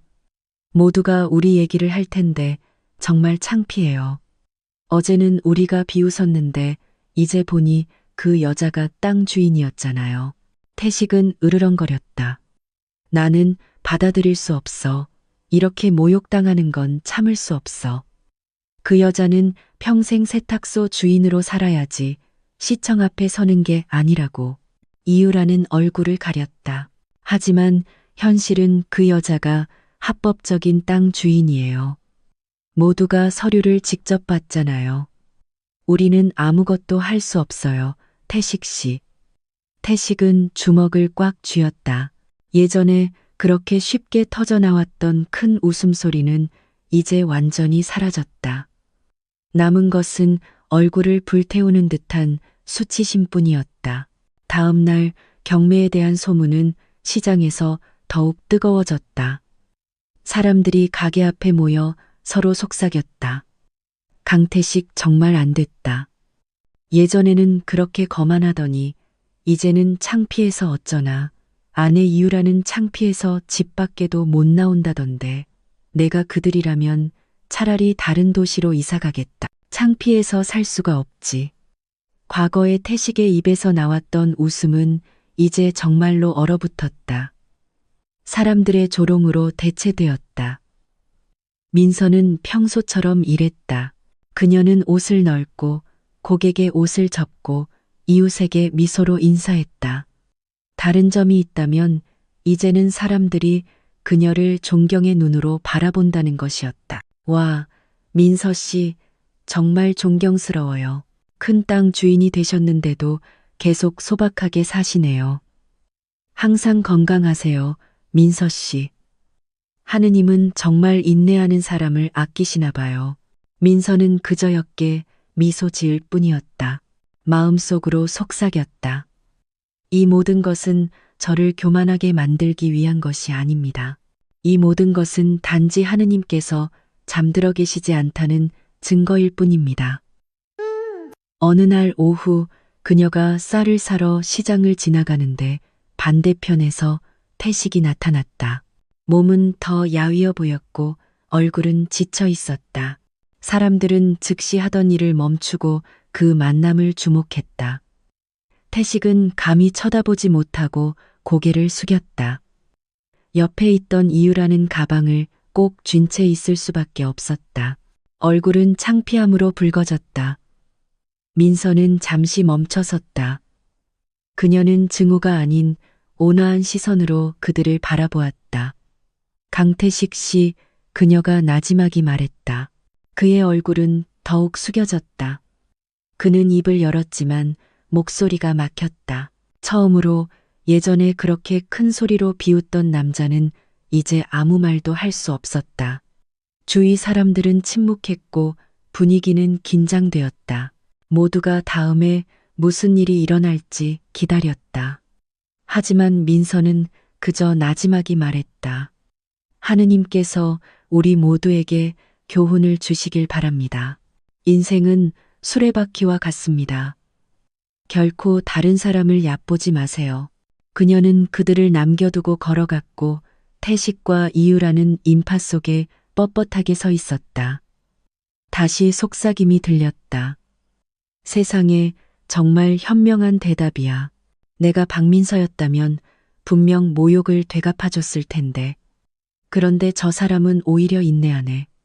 태식은 두 손으로 얼굴을 가렸다. 이유라는 눈물을 참으려 입술을 깨물었다. 그들의 웃음은 그날 정말로 얼어붙었다. 더 이상 자부심도 승리감도 없었다. 남은 것은 그들의 모든 걸음을 따라다니는 수치심뿐이었다. 그날 밤 민서는 집 현관에 앉아 별이 총총한 하늘을 바라보았다. 밤바람이 부드럽게 불어와 귀뚜라미 소리를 실어왔다. 하느님, 그녀가 속삭였다. 저는 그들이 망가지기를 원치 않습니다. 저는 단지 그들의 모욕이 틀렸다는 것을 당신께서 보여주시기를 바랐을 뿐입니다. 그리고 당신께서는 아름다운 방식으로 그것을 이루어 주셨습니다. 눈물이 다시 흘러내렸다. 이번에는 슬픔 때문이 아니라 감사함 때문이었다. 그날은 전환점이 되었다. 과거의 그녀의 마음을 찔렀던 웃음은 이제 얼어붙었다. 태식과 이유라에게는 무거운 후회가 되었다. 그리고 여정은 아직 끝나지 않았다. 그들 둘을 정말로 꼼짝 못하게 할 마지막 장이 아직 남아 있었다. 민서의 소박한 미소가 승리의 빛으로 변하는 순간, 그날 아침 가람동의 공기는 평소보다 더 상쾌하게 느껴졌다. 이슬이 아직 나무잎에 맺혀 있었고 다구는 소리가 울려 퍼졌다. 민서는 세탁소 앞에 서서 인내심 있게 빨랫줄을 정리했다. 겉보기에는 평소와 같았다. 낡은 잠옷을 입고 세제 때문에 거칠어진 손을 가진 소박한 여인이었다. 하지만 그녀의 평온함 뒤에는 온 도시가 그녀가 더 이상 단순한 세탁소 주인이 아니라는 사실을 알고 있었다. 시청에서의 발표 이후 민서의 이름은 어디에서나 화제가 되었다. 사람들은 이제 그녀를 존경했다. 많은 사람들이 세탁소에 오는 이유는 옷을 맡기기 위해서만이 아니라 그저 인사를 건네기 위해서였다. 축하해요, 민서 씨. 우리가 다 자랑스럽네요. 그 땅이 모두에게 축복이 되기를 바랍니다. 민서는 그저였게 미소 지으며 겸손하게 고개를 숙였다. 그녀는 결코 자신을 자랑하거나 새로운 지위를 내세우지 않았다. 그녀에게 이 모든 것은 단지 신뢰의 몫이었다. 하지만 태식과 이유라에게는 하루하루가 힘들었다. 예전에 손님으로 붐볐던 그들의 집은 이제 조용했다. 예전에 아첨하던 사람들은 이제 멀어졌다. 시장에서, 다방에서, 심지어 길거리에서도 비웃는 시선이 항상 그들을 따라다녔다. 저기, 저 사람이 어제 전처 비웃던 강태식 아니야? 이제는 반대가 됐네. 정말 창피하겠다. 이유라는 집 밖으로 나가는 일이 점점 줄었다. 예전에 자랑스러워했던 경찰 제복은 이제 짐처럼 느껴졌다. 태식 자신도 자주 멍하니 앉아 있었다. 얼굴은 찌푸려졌고 예전처럼 당당하지 않았다. 어느 날 오후 뜻밖의 태식이 용기를 내어 세탁소를 찾아왔다. 사람들은 즉시 고개를 돌리며 속삭였다. 열린 세탁소 문 앞에 그 육중한 몸이 서자 분위기는 갑자기 조용해졌다. 민서는 고객의 옷을 접고 있었다. 그녀는 문턱에 서 있는 너무나 익숙한 모습을 보고 놀라 고개를 들었다. 하지만 얼굴은 평온했다. 강태식 씨, 그녀가 나지막이 말했다. 태식은 깊이 고개를 숙였고 목소리는 쉬어 있었다. 민서야, 내가 사과하러 왔어. 마침 세탁소 주변에 있던 사람들은 숨을 죽였다. 그들은 믿을 수 없었다. 예전에 그렇게 큰 소리로 비웃던 남자가 이제 고개를 숙인 채 용서를 구하고 있었다. 태식의 눈에서 눈물이 떨어졌다. 내가 잘못했어. 내가 당신을 모욕하고 얕봤어. 나는 당신이 영원히 가난한 여자로 남을 거라고 생각했어. 나는 당신을 버리면 행복해질 수 있을 거라고 생각했어. 하지만 결국 내가 크게 잘못한 거였어. 함께 온 이유라는 그의 뒤에 서 있었다. 얼굴은 창백했다. 그녀는 말을 할 수 없었고 그저 고개를 숙이고 있었다. 눈물이 흘러내렸다. 민서는 눈물이 글썽이며 그들을 바라보았다. 하지만 그녀가 보여준 것은 증오가 아니었다. 오히려 부드러운 미소가 입가에 번졌다.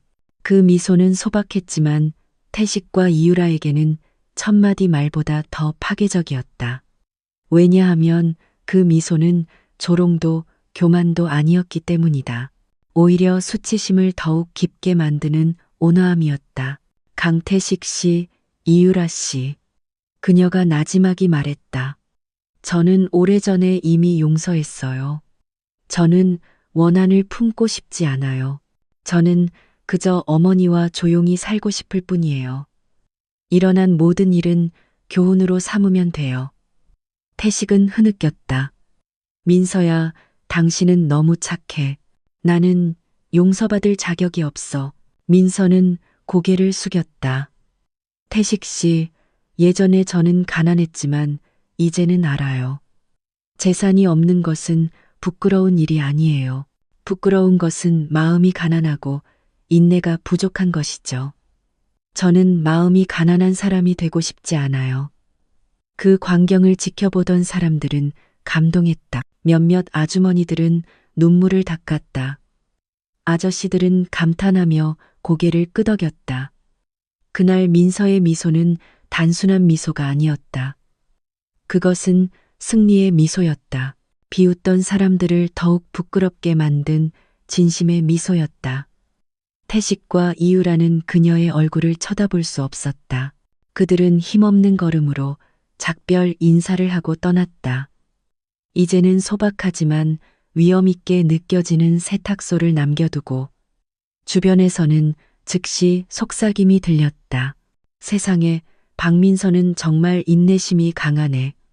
내가 저 사람이었다면 분명 복수했을 텐데. 그러니까 사람을 함부로 모욕하면 안 돼. 인생은 돌고 도는 거야.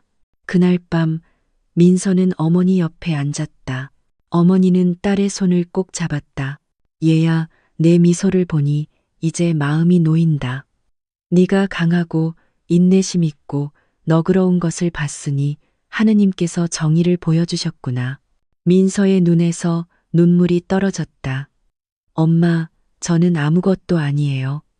저는 그저 세탁소 주인일 뿐이에요. 하지만 하느님께서 사람들의 모욕이 틀렸다는 것을 보여줄 기회를 주셨어요. 부디 제가 항상 이 마음을 지킬 수 있기를 바랍니다. 어머니는 눈물이 글썽이며 고개를 끄덕였다. 네가 자랑스럽다. 네 미소가 이제 네 과거의 눈물을 대신할 수 있겠구나. 그리고 정말로 예전의 상처를 가리기 위해 억지로 지었던 미소는 이제 교만함을 무너뜨리는 미소로 변했다. 그 미소는 태식과 이유라를 부끄럽게 만들었을 뿐만 아니라 인내는 항상 달콤한 열매를 맺는다는 것을 모든 사람에게 깨닫게 했다. 하지만 여정은 아직 완전히 끝나지 않았다. 민서와 어머니의 기도가 그들이 상상했던 것보다 더 아름다운 응답을 찾게 될 마지막 장이 아직 남아 있었다. 그날 아침 햇살이 민서의 작은 세탁소 지붕 틈새로 스며들었다. 대나무 빨랫줄에는 다시 젖은 옷들이 걸려 세제 물방울을 떨어뜨리며 바람에 부드럽게 흔들렸다. 겉보기에는 아무것도 달라지지 않았다. 세탁소는 여전히 햇살 세탁소라는 낡은 간판을 단체 소박했다. 하지만 동네 사람들은 모두 그 빨랫줄 뒤에 놀라운 이야기가 있다는 것을 알고 있었다. 이 소박한 곳에서 과거에 모욕당했지만 이제는 존경받는 한 여인이 탄생했다. 민서는 플라스틱 의자에 앉아 고객의 옷을 접으며 침상에 누워 계신 어머니를 바라보았다. 어머니의 상태는 아직 완전히 회복되지 않았지만 미소는 이제 달랐다. 숨길 수 없는 자부심이 있었다. 얘야, 어머니가 나지막이 말했다. 네가 몰래 울던 것을 매일 보면서 기도했는데 이제 하느님께서 내 인내에 답해 주셨구나. 마음이 놓인다. 민서는 눈물을 참으며 어머니의 손을 꼭 잡았다. 엄마, 이 모든 건 엄마의 기도 덕분이에요. 엄마의 기도가 없었다면 저는 진작에 포기했을지도 몰라요. 두 사람의 뺨 위로 눈물이 흘렀다. 더 이상 상처의 눈물이 아닌 행복의 눈물이었다. 토지 경매 이후 며칠 동안 많은 사람들이 세탁소에 찾아왔다. 축하 인사를 하러 온 사람도 있었고 과거에 무시했던 것에 대해 사과하러 온 사람도 있었다. 민서 씨, 미안해요. 예전에 제가 당신에 대해 안 좋은 말을 많이 했어요. 제가 크게 잘못 생각했어요. 민서야, 미안하다. 시장에서 네가 모욕당할 때 나도 따라 웃었어. 하지만 이제는 내가 부끄럽다. 민서는 그저 부드럽게 미소 지었다. 괜찮아요. 누구나 실수는 하니까요.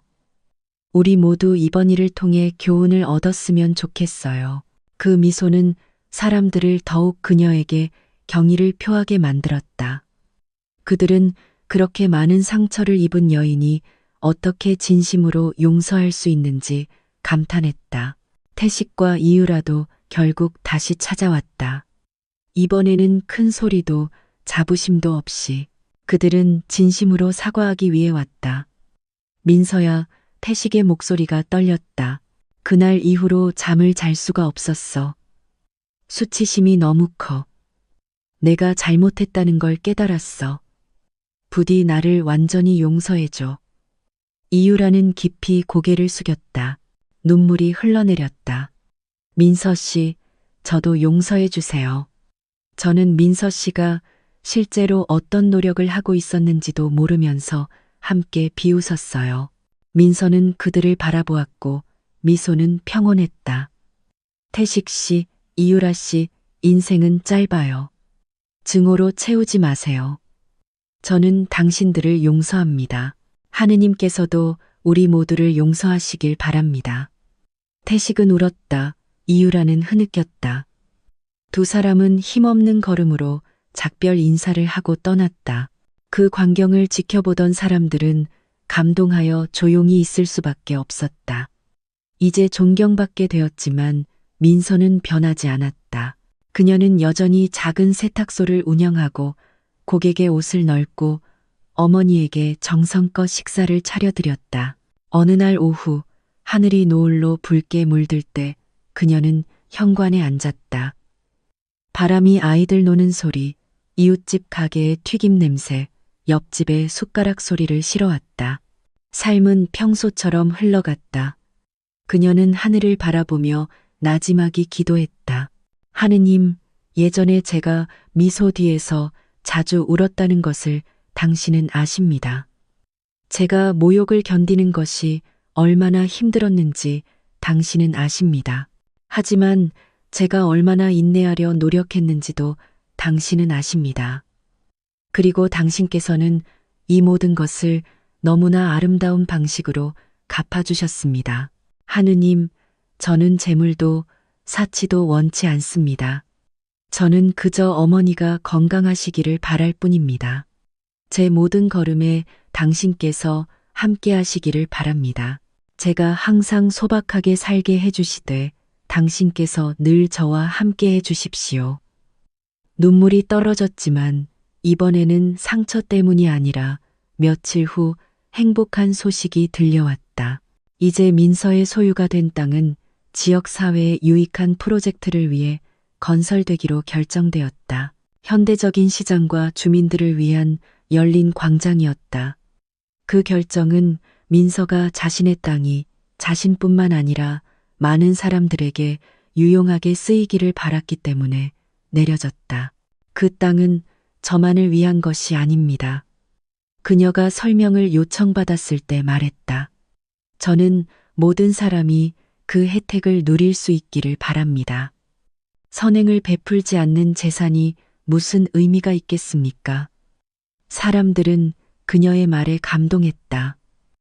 과거에 비천하게 여겨졌던 인물이 이제는 모범으로 섰다. 그날 밤 민서는 다시 어머니 옆에 앉았다. 두 사람은 손을 잡고 소박한 집의 천장을 바라보았다. 엄마, 항상 기도해 주셔서 고마워요. 제가 이 신뢰를 잘 지키겠다고 약속할게요. 사람들이 우리를 수십억 원짜리 땅 때문이 아니라 우리의 진심 때문에 기억했으면 좋겠어요. 어머니는 미소 지었다. 눈물이 뺨을 타고 흘렀다. 얘야, 엄마의 기도는 항상 너를 위한 것이란다. 나는 더 이상 아무것도 필요 없어. 네가 강하고 인내하는 것을 보는 것만으로도 나는 족하단다. 민서는 어머니를 꼭 껴안았다. 그들의 울음이 터져 나왔다. 하지만 이번에는 따뜻함으로 가득했다. 작은 세탁소는 여전히 서 있었고 대나무 빨랫줄도 여전히 굳건했고 옷들은 여전히 널려 있었고 세탁기는 여전히 웅웅거렸다. 하지만 가람동 골목을 지나는 모든 사람들에게 그곳은 더 이상 단순한 세탁소가 아니었다. 그것은 마침내 보답받은 인내의 상징이었다. 모욕이 존경으로 바뀔 수 있다는 상징. 하느님은 항상 공의로우시다는 상징. 그리고 민서의 모든 미소 뒤에는 항상 기도가 흘렀다.